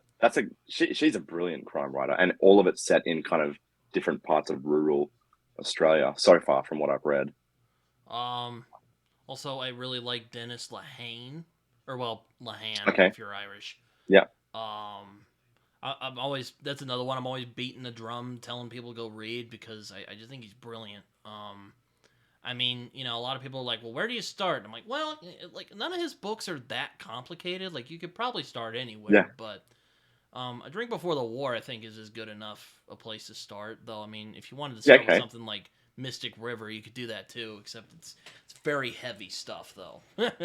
Not hard to read, I promise, but like it's very like there's a lot of intense emotions yeah. in that one. That You need the headspace for. yeah, I read it. I actually read it around this time last year. I read it in January, and yeah, Yeah, it very blew my cool. yeah it blew my socks off. I was like, oh my gosh, this is great. It's like go read this, people. That's really cool. Um, Well, how do you spell his last name? uh, well, let me Oh, pull it up. Lehane. Is that him? Yeah, Thanks, L Lehane. E Yeah. A Oh, H. yeah, that's right. He's the guy that wrote Shutter Island. Yes, yeah, that's also a good place to start too. Mm, That one's interesting. It's more of a horror novel. it is. Yeah, I've actually read Shutter Island. I just completely blanked on the author's name. But yeah, that's a great book. Yeah, it's a. I mean, most of the stuff he's written that I've read is just oh my god. It's either like really good and then it'll just be to the stratosphere. Like Yeah. yes, you know. Um. So what about the other booktube obsession with Blake Crouch? I've never read any of Oh his yeah. stuff. Is that something that you've dabbled in? Oh let's. Oh yeah. Let's go back to the booktube obsession. I have not read Blake Crouch, but I've seen a lot of people going like, Okay. "Oh my gosh, Blake Crouch!" Yeah, yeah. Here's some like what are some other books that like made the rounds? I mean, First Law, but I read First Law and I really like First Law. I can see it's one of those Yeah, I can cases defend where that. you totally get why this is like so big on BookTube. Well, one of them for me that always gets me is Stephen King. So like his book on writing is amazing, Oh yeah. but I have no interest in reading any of his fiction. I just can't. Well, yeah. I don't know what it is. I just don't vibe with his. Yeah, I mean, I am a big King fan, so I'm definitely biased yeah. here. It definitely I'm depends talking to the wrong on. person. It definitely depends on where because he's written a lot and he's written in a lot of Yeah, genres. So I mean, Um, I mean, if you want like a taste test, if you ever want to, like, if you ever do get curious, I mean, probably start with like his shorter stuff, like Shawshank Redemption, maybe, or just yeah. to get Which I like, love the film. which to get a taste of it. Which, well, I Mm, get like if you've seen the movie, then like, I mean, the book does have some differences, but they're yeah, very similar. So I mean, if you're familiar with the story, you'll vibe with it. Um, but yeah, I mean, I've if you read The ever, Stand, but oh yeah, this I I yeah, I wouldn't start with the stand, but it's yeah, that was actually it was one of my favorites for a while, and then I'm like, the climax kind of takes it down for me. So, um, yeah. It did have a weird resolution. I remember it's been years, but yeah. And I remember the one that I got handed by my dad was like, I think it was like an author version as well. So it was very long. It was Oh yeah, incredibly oh long. yeah. I mean, Mm, there are things I appreciate a lot about The Stand. I like how it, changes genres a few times. Like it goes from this kind of post-apocalyptic story, and then it's like, and now you're in an epic fantasy story. mm. I like how he does that, but yeah, I know what you mean. He can struggle with ending things, though. I do think he can end things brilliantly. I really liked 11/22/63, and I was just about to say that's a great book. That is one that I will give him. Yeah, that is a great I was book. about to say if Yeah. like like that is probably my favorite, at least current age Stephen King book. Mm. And it's a more recent work, which really shows, I guess, how prolific he is as a writer, you know. Yeah, I know he's ridiculous. He just cranks them out like it's going out of style. I'm like, I don't know how you do Mm. it, man. He's putting out Absolutely. oh my gosh, man. It's yeah. I like King when he's great and when he's Yeah. not. I mean, there was a period there where I was just gorging down King stuff. I just went on a full on, like, I am gonna read, and I don't binge a lot, but I just went on. I just went crazy on the Stephen King train. Um, Also read The Dark Tower, which is probably the weirdest out there fantasy you'll ever read. You know, Yeah, I can't get into it. That's kind of, I guess, where I was thinking when I said which, I'm not the biggest fan of his aside from maybe writing. like Yeah. Perdido Street Station, is probably the weirdest fantasy thing I have ever read in my life. It Though is so weird. Yeah. it's yeah, no, it's definitely it's not for everyone. Yeah. um, and also he was taking a copious amount of drugs during that period. At least when he was. The cocaine days. Yeah. Yes. Yeah. I always share this, but like one of the stories that just blows my mind is King admitted. I don't know, maybe I think he might have said this in On Writing, but he's like, dude, my drug habit was so bad, I don't even remember writing Cujo. I don't know why, but That's yes, he said that in On Writing, that I'm pretty sure. Yeah. blows my mind. Like, Mm. just I can't imagine being just so like gone on drugs No. that you just forget No. that you don't even remember writing a book. An entire book, yeah. And It's crazy. also, I am shocked that he put it out because like if I wrote something in a drug fueled haze, I would never let that thing see the light of day. To be honest with you, but Oh my goodness. it's also interesting because, like, I mean, he does kind of look weird. Like, he has this kind of weird appearance, but like from all accounts, like he normal guy. Like Yeah. he loves Yeah. baseball and Yeah. it's kind of Absolutely. it's kind of disconcerting how normal he is. Yeah, you look at the guy and I'm like, yeah, I can see how he probably writes some horror, and then you like watch some interviews and you're like, oh, he seems normal, maybe. Maybe. Yeah, exactly. um, it's like I don't know if you ever watched Rick and Morty, but there's this episode. It's the one where Morty I has stopped at like season 2 or 3, I it's think. it's where Morty has the kid, and the guy who writes Marmaduke shows up and he's like, oh yeah, I wrote this stuff so I could get out these feelings of intense rage and like homicidal, and you're like Tendencies, yeah. your tendencies, and you're like.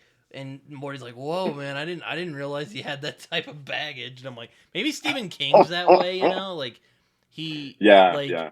he wrote all this stuff so like he wouldn't have to like freak out in the real world or something. Like, good God, I'm glad he's a writer. I'll put it that way.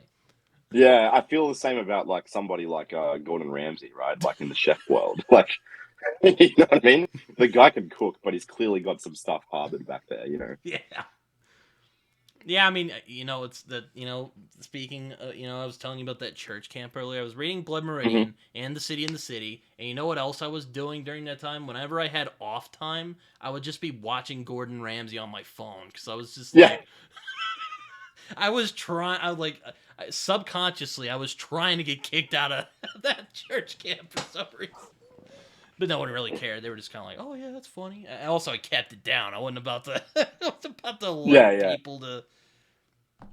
that He's good fun to binge. I'll tell you what. That's oh another one I've been just binging Kitchen Nightmare episodes. It's great. oh yeah, there's a lot of fun stuff you can find there. I mean, I don't watch a lot of reality TV, but I'll watch that. Other Like stuff, yeah, yeah. It's total cheese, but it's fantastic. you're just like, oh man, that's something. That's something else. You can't. I mean, oh my, I probably would never work for the guy because I'm a little too sensitive for that kind of. You Yes. know, Yeah. you got to Yeah. know your limitations. I've learned. Yeah. You really do. Yeah. Like I don't know if I'd probably like cry and quit. Be honest with you, which which I'm sure the older people would be like, yeah, you kids these days, but I'm not really. It's probably one of those things where people say they know how they're going to react, but then when they're put in the situation, they just crumble. Yeah, exactly. I've had a lot of those in my life. There's several points Mm. where I'm like, man, I would have thought that, I thought I wouldn't, do too much, and then like I'm in the situation and I do something completely different. So you never know. Oh, that's just the process of self-discovery. Like that's everything. You discover parts of yourself you didn't know was there. Yeah. Oh, 100%. You're like, oh my gosh, dude. Oh, I get you. I completely get you. No, Yeah. but but yeah, no, Gordon Ramsay, yeah, he's an interesting man. I wouldn't want to get on that man's bad side. God help me if I ever do. My God. I mean, he just seems like Just one. post a cooking video. I mean, he just seems like one of those guys. He just doesn't suffer fools. He's just Yeah. he's very like Yeah. particular. Yeah. He seems to have a ton of integrity, though. I definitely respect the guy. Yeah, yeah, Yeah. But he's maybe I'm just scared. Maybe I'm just being scared into respect. I don't know. I can't tell the it's difference. yeah, it's weird how that works. I don't know. But yeah, no, but yeah, like again, for some reason, I was like, it was also really hot where I was at too. I mean, I had a great Yeah. time at that place, but like, man, it was like Missouri in the summer is a hellscape. Like it is like the heat Really. will just it's yeah. So I've been to Mississippi in the summer, and when I was there, it was actually like freezing cold and pouring with rain, and that was like the week after the 4th of July.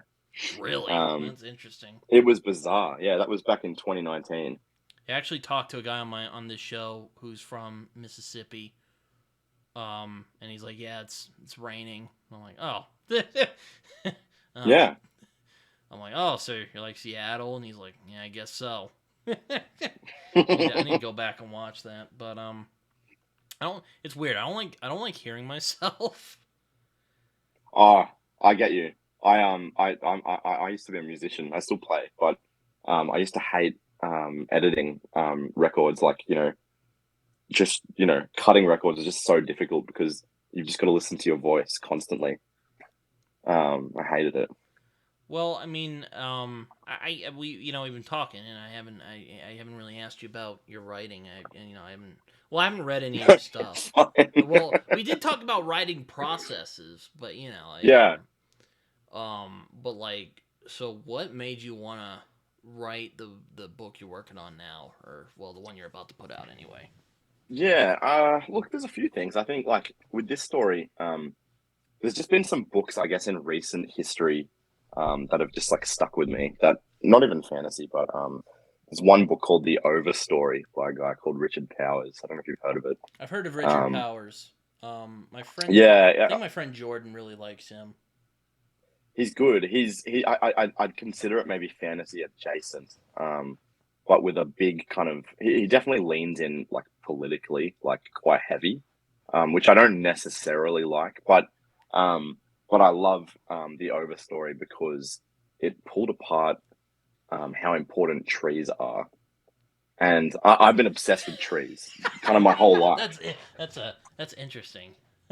Yeah, it's a very interesting book. I won't say more than that because it's really hard to put into words what that book really is. But there's another book that I read called The Hidden Life of Trees, um, and that book is nonfiction. The Hidden Life of Trees. And Okay.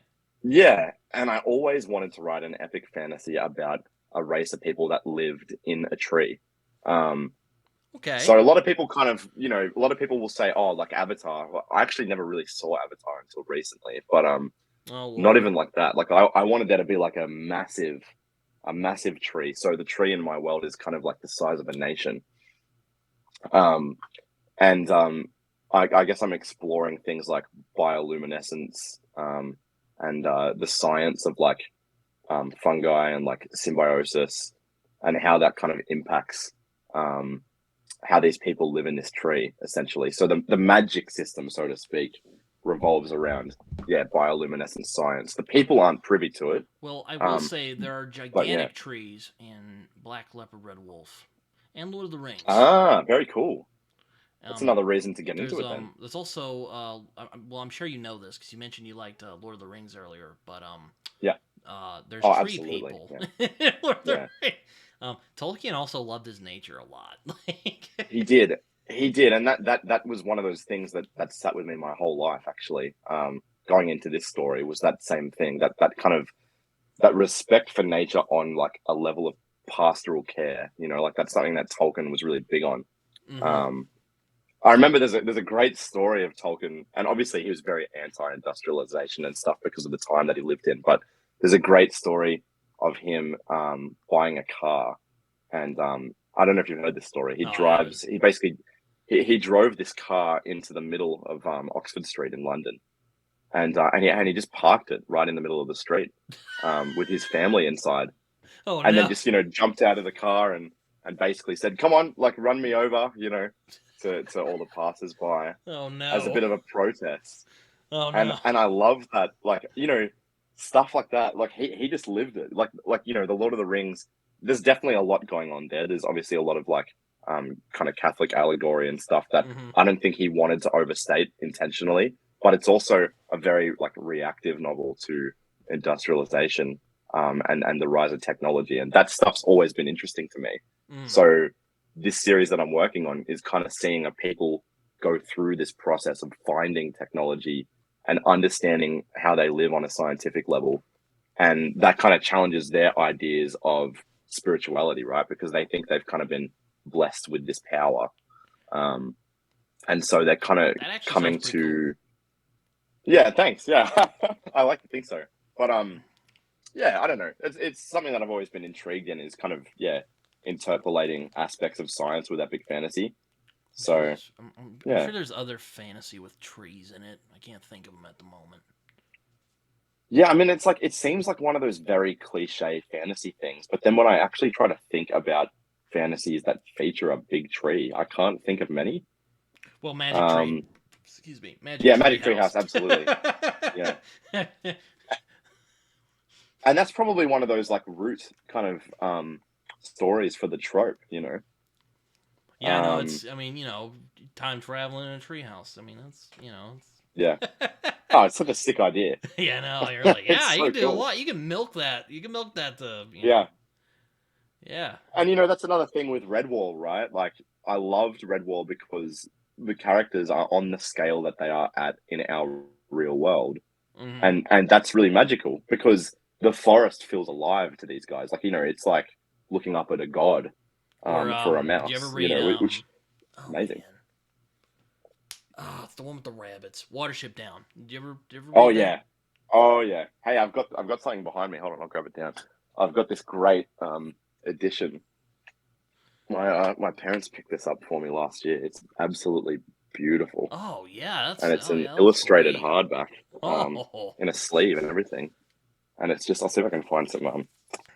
Oh man, it's just absolutely lovely. Like they just have all these like little kind of hand drawn sketches down the sides, and no. it's beautiful. Yeah, I've heard it be I'm not compared to sure if it's like a Tolkien.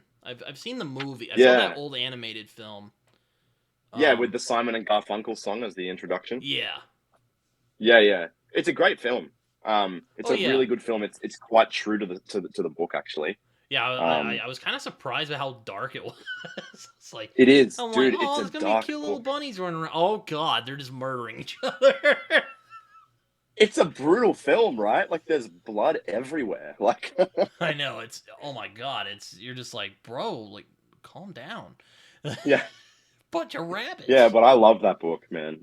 You got to read it. It is absolutely fantastic. Yeah, and he made like his own like rabbit Yeah. gods and stuff. Like it's you know, or well, from Yeah. what I have read about it, I just need to read the actual book. Yeah. Yeah, but yeah, that's very nature based because well, I saw the Mm. movie and the movie really loved the scenic scenery. Yeah, absolutely. It's one of those things I think when you set a story in a world like that, it feels innately magical. You don't need to have magic as something that you rely on. Mm. Um, which is something that I like about kind of the expression of nature in fantasy. It's like nature reminds us of something transcendent. It's like a connection to something that we don't quite have the capacity for. Yeah, it's kind of funny you mentioned that. It's kind of I guess why I like well American Gods isn't really nature based, but I really like what I really like American Gods because it's that the magical undercurrent underneath our real Yeah, life, our average life. Which, to be honest with you, I'm afraid that afraid that American Gods has ruined urban fantasy for me as a genre. I don't know if I'll ever. I mean, I haven't read a lot of urban fantasy. I mean, I guess like I don't know. Oh, that's make urban sure you go fantasy. try this All right, I'll have to try that. But because it's reminding me of exactly what you're saying, like that kind of undercurrent of I guess the transcendent I mean, I did in a cover normal life. Yeah, the Changeling recently. I had a similar idea. But anyway, yeah. I haven't seen your review yet, but I do want to watch that. um, but yeah, I guess that's another kind of trope I like is the magical undercurrent underneath, like kind of, which I guess I would do very well reading urban fantasy, but I don't know. I'm kind of hesitant to read like the Dresden Files. I don't click with urban fantasy personally. That's been something that did I've always found interesting. did I don't know America why. did I love America fantasy. did American Gods did it ruin it for you?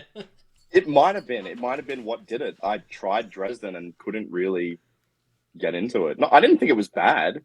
I just didn't think it was like great enough for me to just keep going with it. Although I've heard you have to get through like the first 4 or 5 books before it starts to get good. But I And don't. when series are like that, I'm just like, I don't have the time to read 5 books I don't deep know. before I start I really like enjoying it. secondary worlds, where I can just Yeah, same. it's not quite Sink your our teeth into world, something new. but Yeah. you like it, but it feels just enough like our world where you can connect to it. Like that's Yeah, golden. there's a great epic fantasy by Tad Williams, called it's a standalone actually. It's called The War of the Flowers.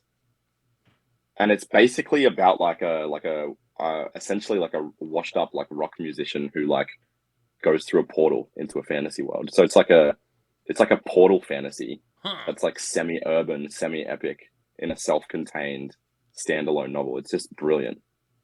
Yeah, I remember. Or well, I mean, I've heard some people call Perdido Street Station urban fantasy, which like Hmm. okay. Yeah, I mean, I would. The City in the City to me is more urban fantasy, Yeah, yeah, yeah. but then even then, it's not really.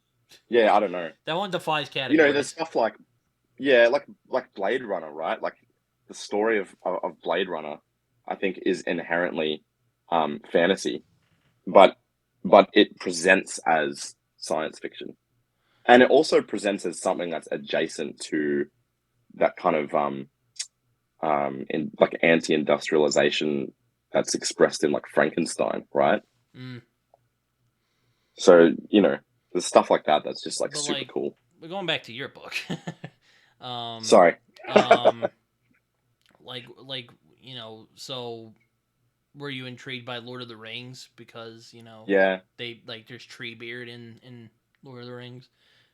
yeah. I've always loved the ants. Also there's cool trees in Game of Thrones as well, but Oh, really? That's another reason to check it out. Oh yeah, I forgot you haven't read. I just forgot you didn't read. I haven't read You it. haven't read it one yet. I haven't read it. Yeah.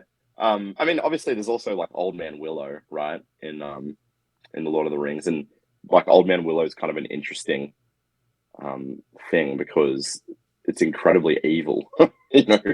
So, which I always found interesting considering Tolkien's kind of yeah, the way he looked at nature in his own life. Um, but like even Tom Bombadil, I don't want to go down a rabbit hole with this, but I freaking love Tom Bombadil, man. So you're I in the love you're in Tom Bombadil. you're the Tom Bombadil defense force, as Matt would say. He's Absolutely. Because Tom Bombadil is like one of those characters that, and this is why I hated the fact that he was never in the movies. He is the conduit between living in the real world and the transcendent. So people always say the elves are the conduit between living in the real world and the transcendent. Well, no, not really. The elves are the transcendent, right? But they're going on a journey. But mm, Tom Bombadil is the conduit between the transcendent and the real world. And if you read into his character, um, it's really interesting to read into like who exactly he is because we never really know who he is. yeah. Um, I actually want to reread the Lord of the Rings again at some point to like see how it holds up now that I'm yeah, older. Um, I don't know when I'm gonna do it, but I'm I hoping know, we'll I get know. there. I'm hoping I'll I get mean, I've there. read that series so much, but I would Um, like to give it another read. Yeah, um, that's interesting you say that because like when I remember Tom Bombadil, he's like this kind. I don't yeah, want to say would kooky be the right word because he's definitely yeah. eccentric. He's got like that kind of Shakespearean court jester thing going on, but he lives Yeah, in like the woods. Yeah, yeah. it's a bit weird. Having said that, like I think he's interesting as well Like because the ring, like Tolkien for really some reason it's never explained, has no effect on him whatsoever. So you're just kind of, yes, which I that's the exactly. And really interesting thing about him. well, when you look at the nature of his character, how is he first presented to the hobbits? It's through song, right? Hmm. And song is kind of like the language of creation, and Hmm. that partly comes from Tolkien's kind of theology as Catholic, but it also comes from um, what he used to read into like the Norse mythologies and stuff. Hmm. Um, song as a yeah as a method, I guess, of creationism, right? And so and that's why Tom Bombadil is so interesting because he's got this kind of purity that if you look at it on a deeper level, I think he's a much richer character than meets the eye. But if you just kind of read the story, yeah, he's like a dead set like weirdo that just like runs around the woods and like sings to people.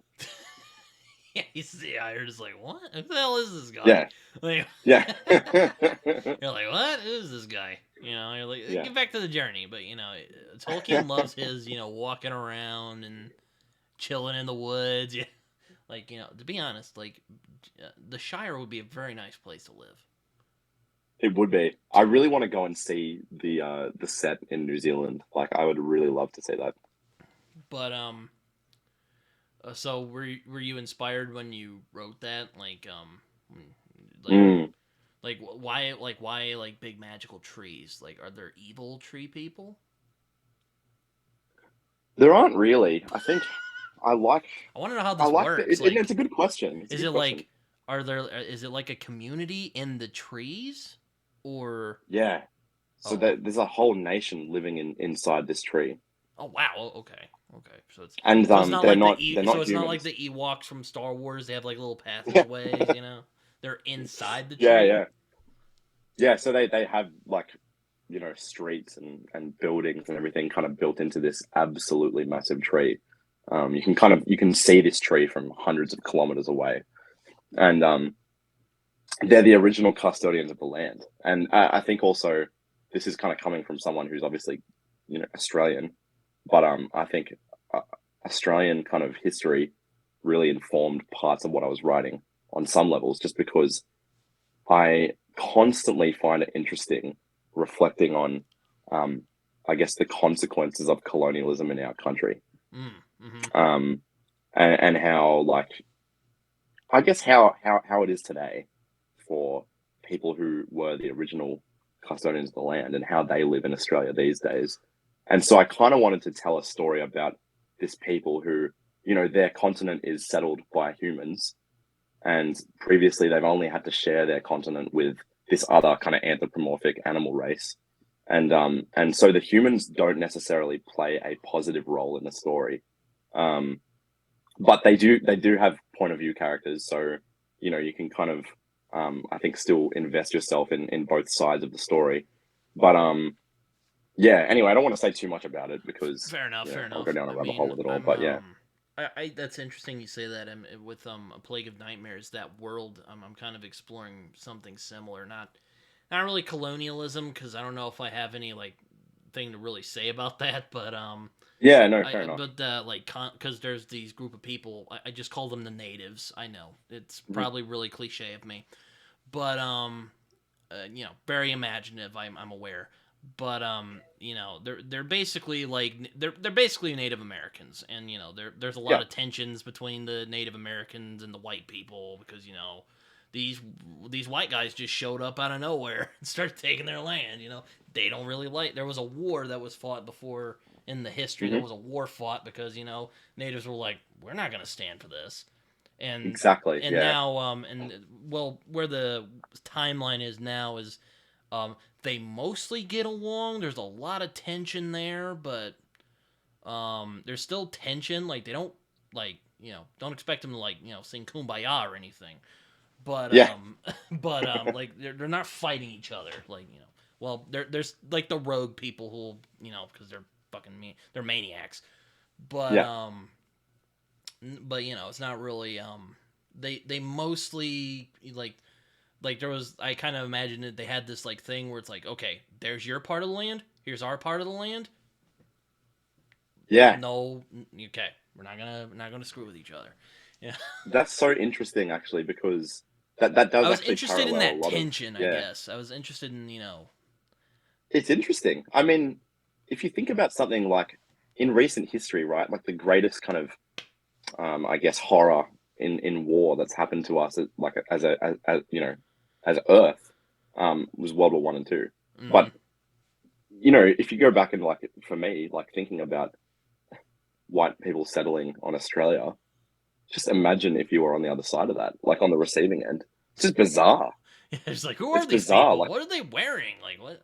yes, like, it's completely different to going to another place where your people have reached the same level of, I guess, like technology and stuff, right? And having these dudes rock up, it's like having people visit from the future and then And then he's take captive yeah. of your people and like And they just start just set laying waste themselves to up. everybody, and you're just like, what the hell? You're just It's crazy. Yeah. Even things like gunpowder, as something as simple as gunpowder just would have been so disconcerting to the people who were here first. So there's all these kind of little things that I'm trying to explore the tensions of in the story, and it's not directly related to Australian history at well, all. yeah. But I think I'm just mindful of it, growing up I mean, with it's with an that history. interesting thing to talk about, and I don't. I mean, well, I mean, there is some discussion of colonialism and stuff like the first law, but like I don't really Yeah, see it in a lot of fantasy though, because like yeah, mostly in fantasy stuff, like most of the people are kind of like they kind of leave each other alone for some yeah, reason. yeah, Because like that's the one thing I'm kind of like I don't know if it would be like that, but yeah, at least they're getting along, I guess. Getting along better than we yeah. I are. always think about like something like Skyrim, right? Like I used to just pour hours into Skyrim, when it first came out. I don't know if you ever played it, but Oh yeah, oh um, yeah, oh yeah. yeah, and it's just interesting. Like The lore and like the it's just lore and a world building in that is great, but like oh my gosh, like just the characters aren't that great, and there's a lot of cultural oversight. Like it's like there's a a big lot of melting pot. It's like let's just dump all these races on one land and not really know why they hang out or what they do that's different to the other ones, but or yeah, no, that's funny you mentioned that. Skyrim was kind of because like I was kind of well, they do play with that a little bit, but it's kind of just like this is my land. yeah, This is like a yeah. like it's not as developed as it could be. I'll put it that way. I agree, and I think it's also interesting But that it's the fun to go through primary the world and conflict. see all the cool stuff and characters and whatnot. Yeah, I think that's why I yeah, yeah, play it anyway. I know there's a lot of people who really deep and yeah, dive into the lore, and I'm just like, okay, calm down. I'm just having a yeah, good time here. yeah, yeah. I completely agree with you. But I've always found it interesting that the primary conflict in that game is between the two human races. Mm. Like, why are we not seeing I don't know, like we've got like the Khajiit or whatever they're called, like the cat people. We've got the It Argonians, was actually like all my these like in my cool first things. playthrough. I was the cat person. I loved it. It was Yeah, great. Really good Yeah, stealth my first stats. character was a cat as well. It's great. Great stealth And stats. yeah, absolutely. Oh man, yeah, But yeah, but yeah, it's a great game if you want to explore stuff. it is. It is a Um, really great but game. yeah, I mean, when I was thinking of this, I'm like, I'm gonna try with that Skyrim thing, and I'm hopefully gonna do it better. I mean, I'm sure there's gonna Hmm. be some people who are like, yeah, Skyrim's good. Always. Which, hey, I'm not Mm, saying Skyrim's bad. I enjoy Skyrim a no, lot, you know. yeah, But absolutely. yeah, it's. But yeah, I guess the effects of colonialism kind of interest me. Not really, I mean, I don't think it's a good thing or anything like that, but I think it's interesting to Yeah, learn about, and it's it something I is. It wanted, is interesting. Yeah, and it's not something that's covered in fantasy often. So I wanna see. So it's like you said earlier, write what you want to read. That's what I wanted to read about. yeah. And that's really like the basis of your original question. Like, what got me to write this? This is just a fusion of all this cool stuff that I like. At the end of the day, like, I'm not necessarily trying to, you know, bear an agenda or anything with the series. It's just meant to be, yeah, kind of an interpolation of all these cool things that I think just haven't been presented in the genre that much. Yeah, Um, yeah, yeah. And we've been talking about China Mieville and stuff. Like this is stuff that I obviously love Lord of the Rings. I love so much classic epic fantasy, but when you read stuff like that, it really opens your eyes up to what the genre can do. And like yeah. I want to kind of build some aspects of that weirder fantasy into something that's a little bit more accessible for people. So like, again, you know what? I'm not gonna ask too much about the trees because like that might just Yeah, I don't want to go into a rabbit hole, but I want to. I'll have to pick up your book. I want to see how that works. yeah. Try the novella out Because when if you you get a said chance. trees, if I was thinking like you've seen Star Wars. I hope the Oh yeah, Ewoks and their little yeah. like they have those little like bridges and stuff. I was thinking it was like that. It's inside the tree. It's inside the tree. Yeah. So I Oh, guess it kind of is a little bit like that, but on a mass scale. huh. Um, yeah. So like their roads are literally branches. I'll have to see this. Yeah. So are they are they like critters or like? No, no. So the people who live in the tree they're taller than humans. They live longer than humans. I kind of was trying to play with the idea of elves a little bit, but Oh, so I they're didn't. I people. didn't want them to be elves. I wanted them to present as like a kind of a middle ground between humans and something else. And the thing with these people that's different to elves is that they're not actually transcendent. They think that they've got access to this kind of magic from the gods or from nature, whatever they kind of view as the spiritual kind of overlord, I guess. But the reality is that they're actually caught up in a symbiotic connection between the tree and fungus. Well, I should know real quick. I mean, if you like, ecological stuff, he's more of a Mm. science fiction writer, but he has written fantasy. Jeff Vandermeer is very good. So Yeah, I don't know if I you're. really do want to read more Jeff Vandermeer. Yeah, I read what's the classic? What's his classic book? Um, starts with A. Why Oh, am I forgetting it? Annihilation. You're thinking Yeah, of Annihilation. Annihilation. Yeah, Yeah. which is a great book. Yeah, but I read that years ago now. But actually, yeah. So one of one I of mean, one of my if friends you who's like now nature porn, then you know, yeah. go for it. Like, there's a lot of that in his books. But I yeah. mean, I think it's cool. It's a good area of focus for the genre. You know, because it's like we're grabbing from this thing that we are just kind of surrounded by every Mm-hmm. day, but Plus, we're there's a lot also of encroaching on it. cool stuff you could do. Yeah, There's a lot of absolutely. lore with nature. Well, Mm, also, I don't know if you actually have you read the Stormlight Archive. no, I haven't read Brando So, Sando yet. okay. So the thing that I like about Stormlight is it initially just presents as a very kind of um, typical epic fantasy, but with a lot of kind of back end lore that takes a lot of work to get through. But when you get around to the current release, which is Rhythm of War, that book's really cool because it changes the magic. It transforms what we think is magic into science. Um, and it's something I've just never seen done, and it's something I always wanted to do. So I already had the ideas for this series when that book came out, but when I read Rhythm of War, I was like, okay, yeah, there's a way to actually do this. Um, so there's a bit of a heavy inspiration actually from that as well, not necessarily from the series as a whole, but from specifically that book, which is a really weird thing to say because a lot of people don't rate that book highly. And actually, I would say in context of the series, it's not a great book either, but it does some really interesting things with magic. It's interesting how I view magic because generally, like, I like magic being more like this weird, unknowable thing. Because, like, Hmm. also I'm just lazy. I don't want to think up of rules. Sure. Um, but like, I do think the idea of magic as a different form of science could be done well. I mean, like, Perdido Street Station plays with that a little bit. I thought it did. Um, which is why I've kind of been hesitant with Sanderson because like a lot of his magic kind of feels like science, and I'm like, but Yeah. I'll see if I get when I get there. I want to read him at some point. Yeah, I mean, I love Brandon. I don't click with all of his books. Like, I'm kind of notoriously known among my friends for not liking Mistborn, which is like Nah, a really hot take, but I genuinely don't really like the first trilogy at all. I actually like the second era of Mistborn better, which is really weird because I know it's probably not on the same level of prose, but I love the police procedural stuff that happens in those books. go back to your Um, enjoyment of police procedurals. yeah, yeah, it's just so cool. Like I can read that kind of story type in any scenario and enjoy it. So Yeah, no, it's